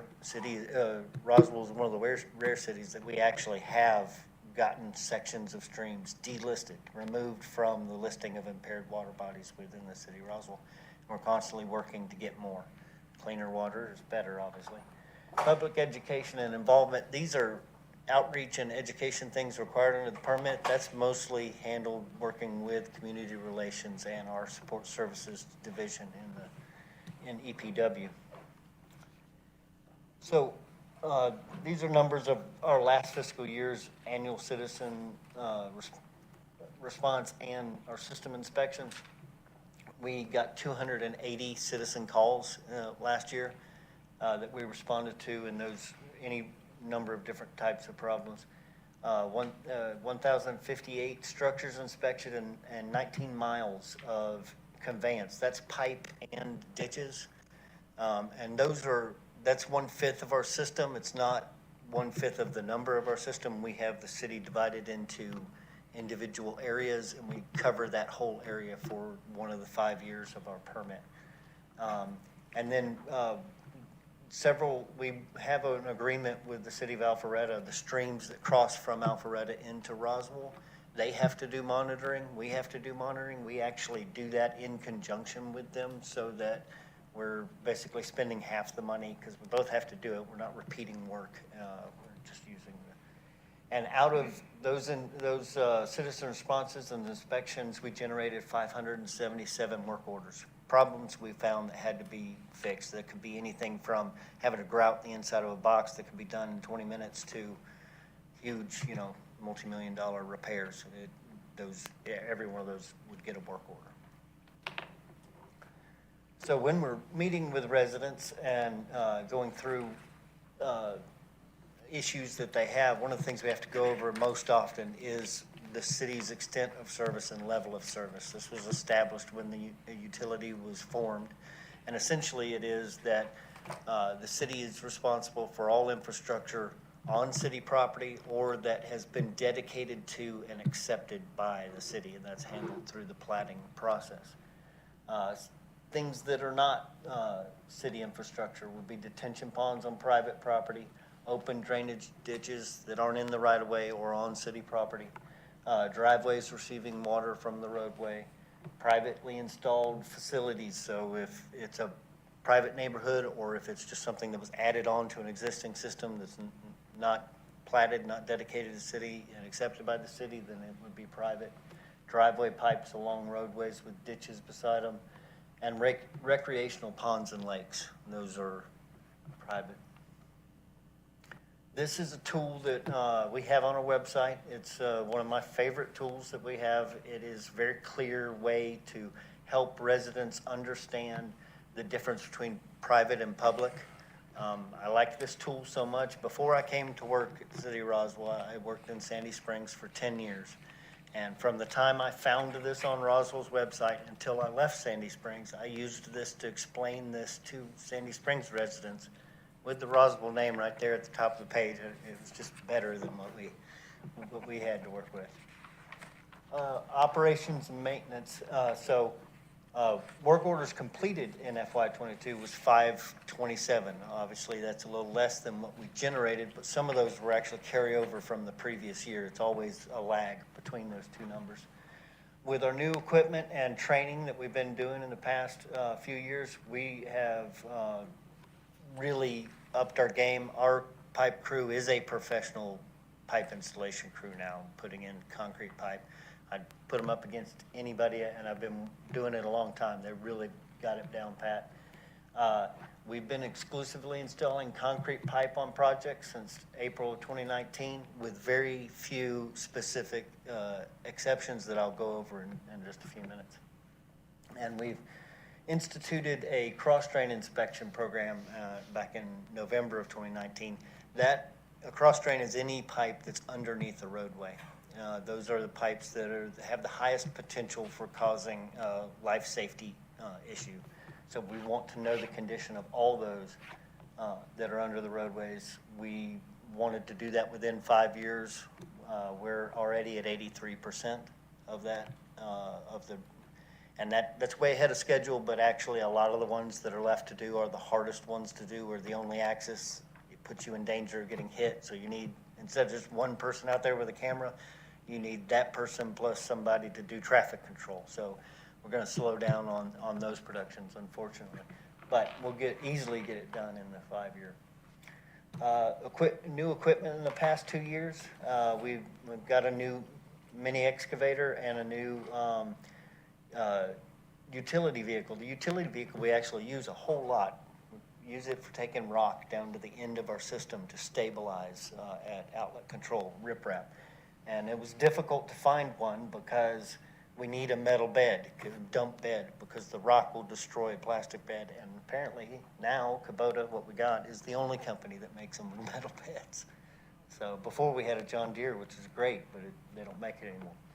These are just some examples of situations we deal with on a regular basis. The upper left-hand corner is obstructions in pipes that we have to deal with. This one specifically is a utility bored through our system, which is hard to deal with, especially in this case because it's sanitary and ours is storm. They're both gravity fed, deconflicting, that's very difficult. But from the time we find that till we get it deconflicted and do a CIP or O&M project to fix the pipe, our guys go in and do maintenance on that and clean out all the trash and sticks and other things that perforation will catch and will clog the system and cause flooding until we can deconflict it. The right-hand picture up there is taken while we were cleaning out a trash snag in Big Creek down off of Oxbow. It was a huge trash snag, it was hideous. And for 2 years, I was trying to get the Parks Department or the National Park to let us come in and fix it. And there was no discussion, it was just no. One of the advantages of us hiring Amanda as our MS4 specialist, her contacts and tact, she got it worked out where we could clean it up, and we were able to go in there and get all that trash out of the creek, and now we don't have to look at it.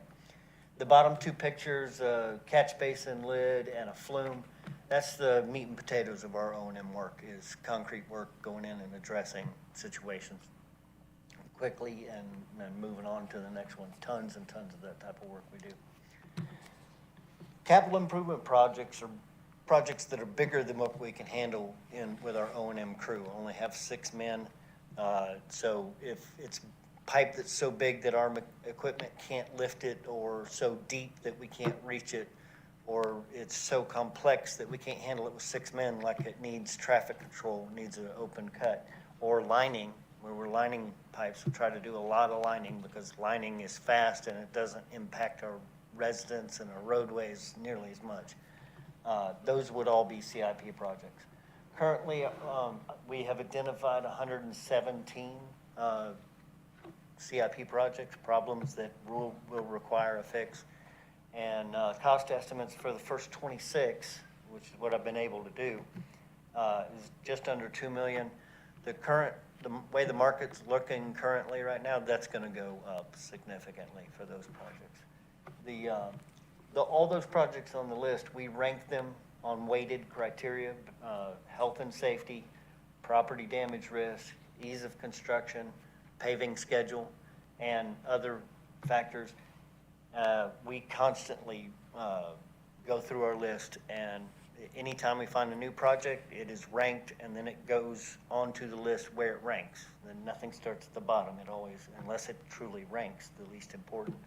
And whenever we are, if we have somebody call us and ask us to look at the same problem again, maybe they didn't know that we already had it on our list, or they're just calling and asking again, we always go and reevaluate them. If anything's changed, it changes on the list.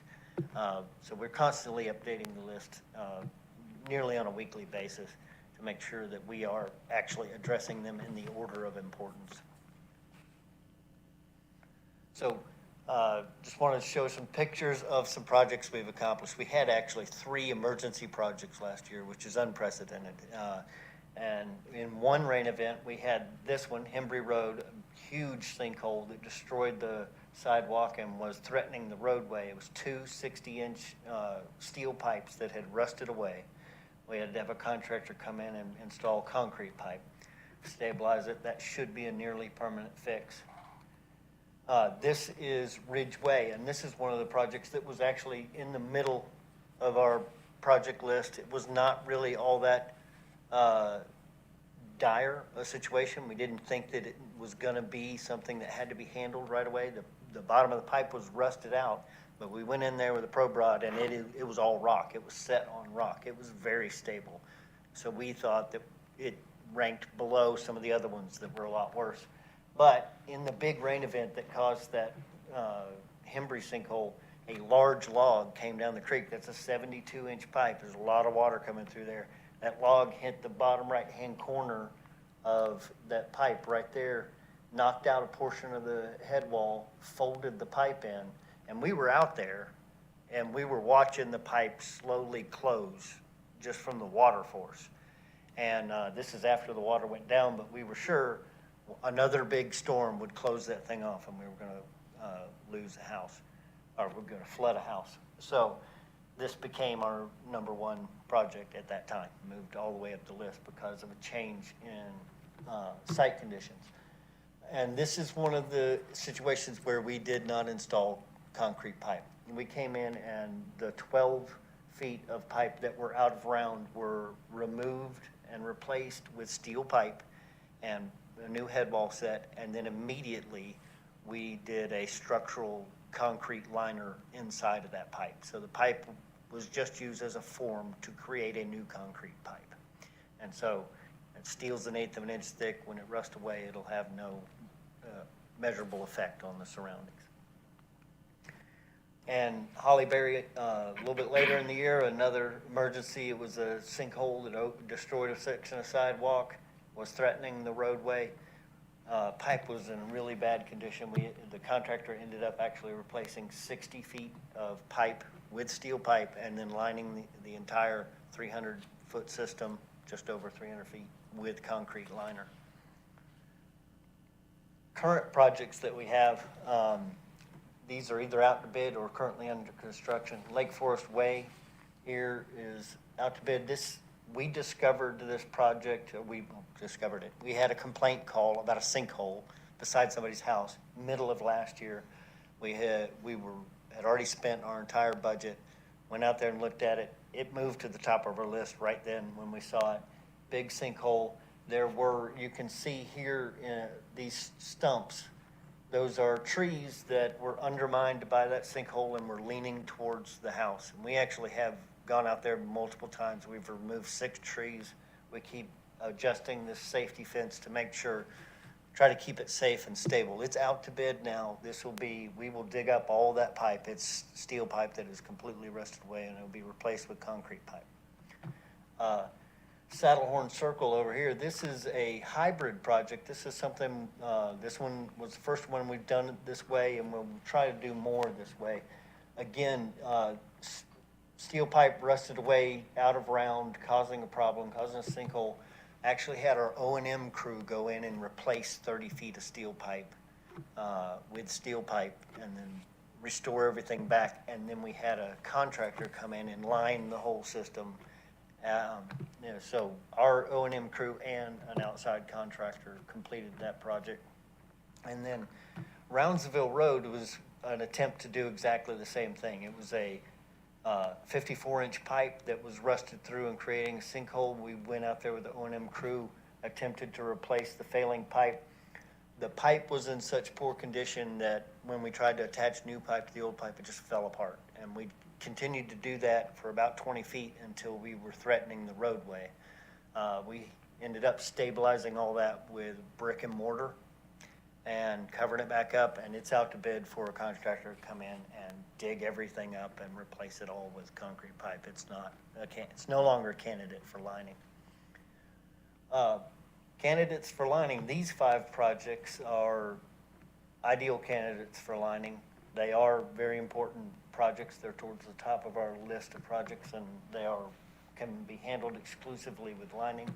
And something we're doing with them that we've never done before, we've got these bundled together to go out as a package to contractors to bid on, hoping that we can save some money by putting them all together, save mobilization cost and travel cost to get them all done. We've never been able to do that before because we didn't have the budget room. We didn't think that we could get that many done at once in our budget constraints. Now that we have more budget, this is something we can do. And anything less than 5 projects, we didn't think we'd really attract anybody if we were just tossing a couple together. Those will be out to bid soon, and hopefully they'll come back a lot less than what we would have to do each one individually. So our stormwater master plan, it was done in 2019. We're 3 years into it, and had a lot of recommendations. I got 3 pages of recommendations here, but I only want to cover a couple on each page that I find important. On this page, evaluate all cross drains. I mentioned that before. We're working diligently on that. A lot of our cross drains, we had no idea what they look like. Now we've got detailed inspections. We run a camera all the way through the pipe and look at absolutely every single joint. We know what our pipe looks like underneath the roadways on the ones we've been able to inspect so far. And then the second one is a little smaller scale, but I think very important. It's public storm system connection. These are a lot of lots in the city because of topography or how they were developed. They have stormwater issues that they can't deal with normal drainage methods. They can't get the water off their property in a way that is beneficial to them without tying to our system. Previously, that was not allowed at all. We've changed that, worked with community development. We allow them to attach. We're working on a construction detail that will be issued so that we have a standard that they go by. The standard's already being enforced by community development in the permitting process. But now people can do that. They can drain hard to drain properties. On this one, the two that stood out to me, I've already mentioned many times, installing concrete pipe exclusively. The reason for that is, the city's been here since 1854. We're going to be around a little longer. So installing steel pipe that the manufacturer says is going to last 25 years doesn't make a lot of sense. So we go into concrete pipe. The other is Myrtle Zion pavers, pervious pavers out there. Wanted to see that the city is actually getting the return on the investment that we've made out there. It's supposed to reduce pollution. In order to do that, it needs to infiltrate stormwater. We went out there, we did rain monitoring and pipe monitoring to make sure exactly how much of the water that fell on it was getting in the ground. And luckily what we found was actually a lot more was getting in the ground than our estimate was. We were so much better that we were actually able to increase stormwater credits. And our last set of recommendations, the first one, very important. I wanted to, at that time, get our budget up to 1.1 million, and thanks to y'all, we've surpassed that, and we're actually getting a lot of work done. The other is the fund balance, $500,000 fund balance, and how important that is for us to keep, because last year was unprecedented with 3 emergencies. Most years we don't have any emergencies. But when they hit, they're big and they're bad. So having $500,000 in our back pocket to handle that if we get hit with it is very important. And that's all I've got. So if there's any clarification on any points I've covered, or if you have any questions. Any questions? Yes, Councilmember Hills. I don't know what it says about me, but this is fascinating. Probably because it's mysterious. I don't know what's underground. I know you are continually doing the cross drain inspections, and I'm looking back at your, the Lake Forest, the Saddlehorn, and Roundsville Road. When you look at those where the problem manifests, how do you, I'm sitting there going, what's down the pipe? What's right past there? So if that one's fallen apart so severely, how do you know, and does it deteriorate different ways at different areas? Steel pipe, the main cause of failure in steel pipe is age. It simply rusts away. So when you have a system like that that's generating a sinkhole and it's on a steel pipe system, you can be fairly sure that the entire system's going to be doing that in the next few years. We do go ahead and inspect the entire system if we can. Some of them, when they're bad, like that one on Roundsville, the whole pipe's gone and the water is actually flowing about 4 feet below the pipe. There's no way to do a camera inspection, but that pipe is so big, we actually walked in it to see what was going on. And the repair that it is out to bid is to repair from one end of that system to the other. There won't be any steel pipe left in that system. We're going from head wall to head wall. Everything that's affecting the roadway in that immediate area will be replaced with concrete pipe. Okay, one quick follow-up with that. So, and thank you. I was so curious how that worked. For your, you said you had three big events last year. Mm-hmm. I'm guessing with a city of our size, no event is a good event in your department, but that's pretty good, right? That we don't have 25 of those a year, or? Well, yes. Size city? Generally, we don't. We try to not have any. Sure. That's why I'm doing these cross-drain inspections, trying to find these types of problems before they reflect to the surface is how we refer to it. And before anybody can see them, we want to see them from inside the pipe and get them fixed.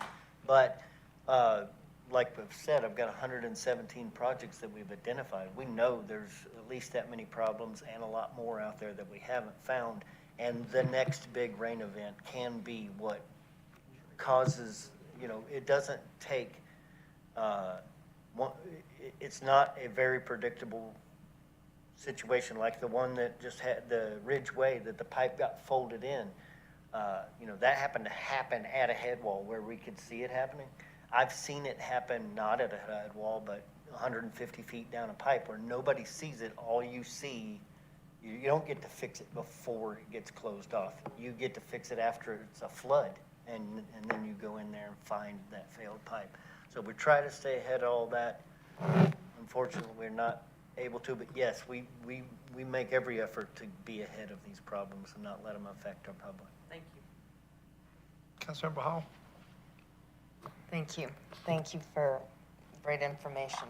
And just to go back on, if you remember back in when we were initially doing the budget process, and Mayor Wilson, Sharon had a very modest amount in there for reserves, and we got into the discussion about how old our infrastructure is, and we're going to really need to start funding it a lot more so that we can avoid these things. But you do a great job, and thank you.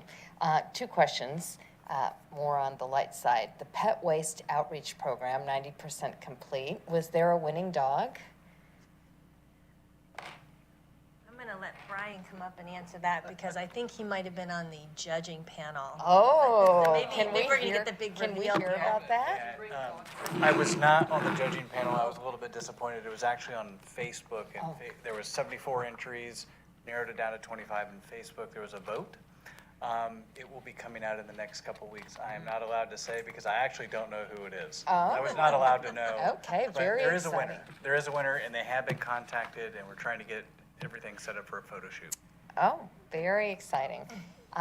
So it was a successful campaign. Yes. Great. And my other question, provide training to mobilize interested citizens to positively impact streams. Can you speak to that? Because I see we're only 5% there. Yes. And I know there's a lot of interested citizens. So what can we do to help you get that? Second one down. Okay. So this is one that is,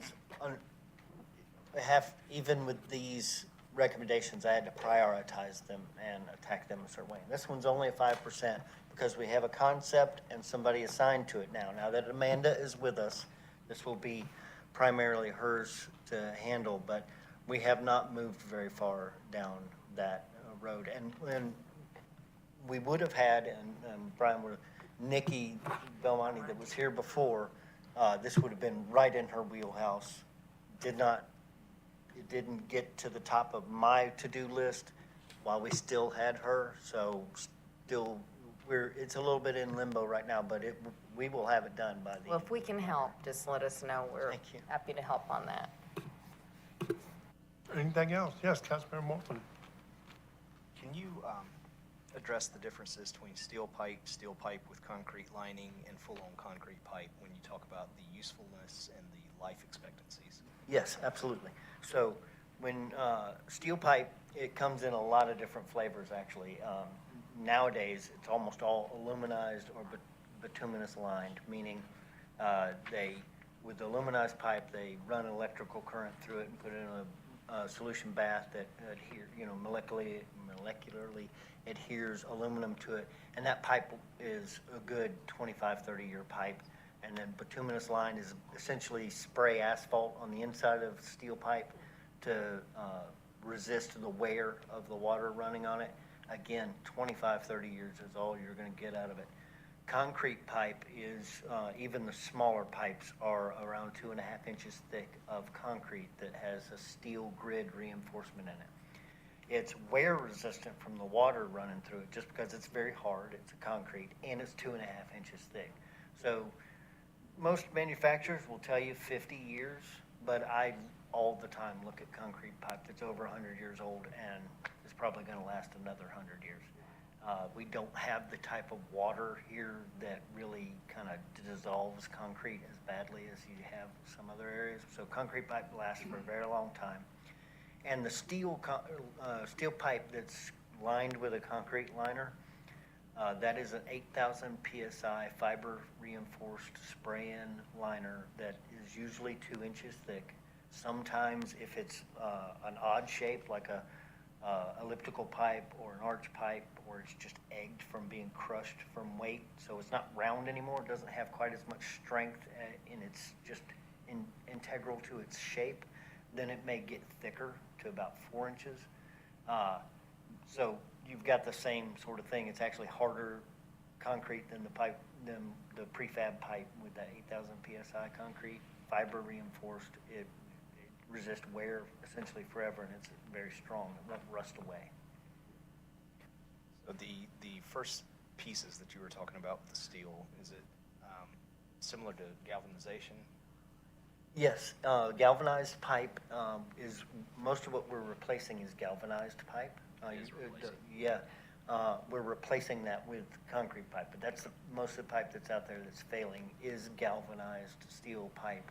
The modern stuff that you buy would be aluminized. Essentially, they're covering it with aluminum instead of I think it's zinc that galvanization uses.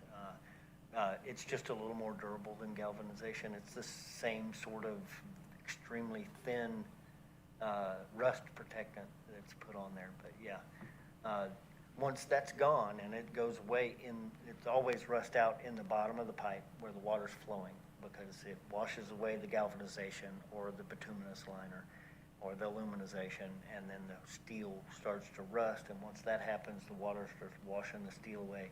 And eventually you get the invert, which is where the water flows, the bottom of the pipe, completely rusted away. And then you've got like a horseshoe shaped pipe. And if it's deep and it's got weight on it, it actually will crush and it'll just curl right up and close.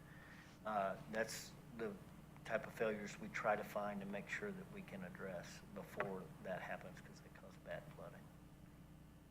Last question, is there anything that we as a city can do to prevent any of the habitual problems you're finding within the storm drains? Not the sticks and the logs from natural, but just trash, oils, anything that you're seeing that we can address? Specifically as the council, I don't know off the top of my head. We have programs where we're trying to educate people on that, and we try to prevent it. We install things to try to keep oil and gas type of things from getting in there. Trash is always a problem, but most trash just goes right through our system. It becomes a problem when it gets caught somewhere like in a detention pond or a snag in the creek where it looks really horrible. Reason I was asking that is I've heard of some states and some communities outlawing something like a plastic grocery bag, because these plastic bags start building up and creating those snacks. Just some of those type ideas. Yeah, plastic bags, I haven't found any in those trash snags. The worst part is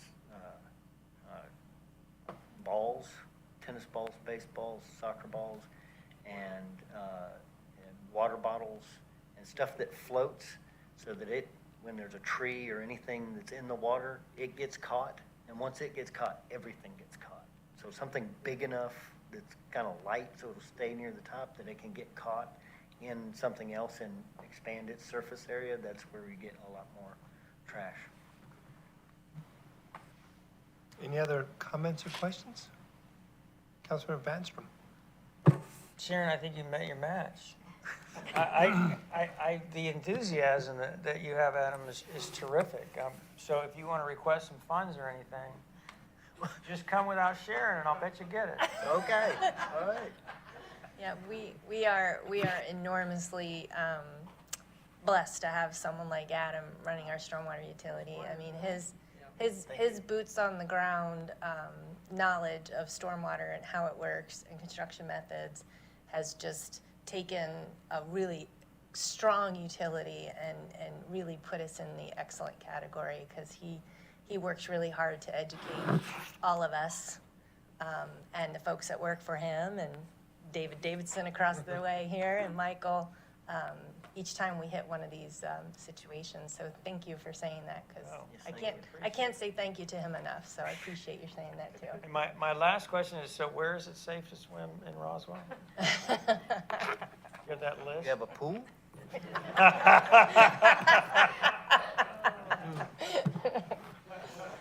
Sharon, Adam, thank you all so much for that update, and I don't have any more items on the agenda, so the Public Safety and Public Works Committee and the Admin, Finance, and Recreation and Parks Committee are adjourned.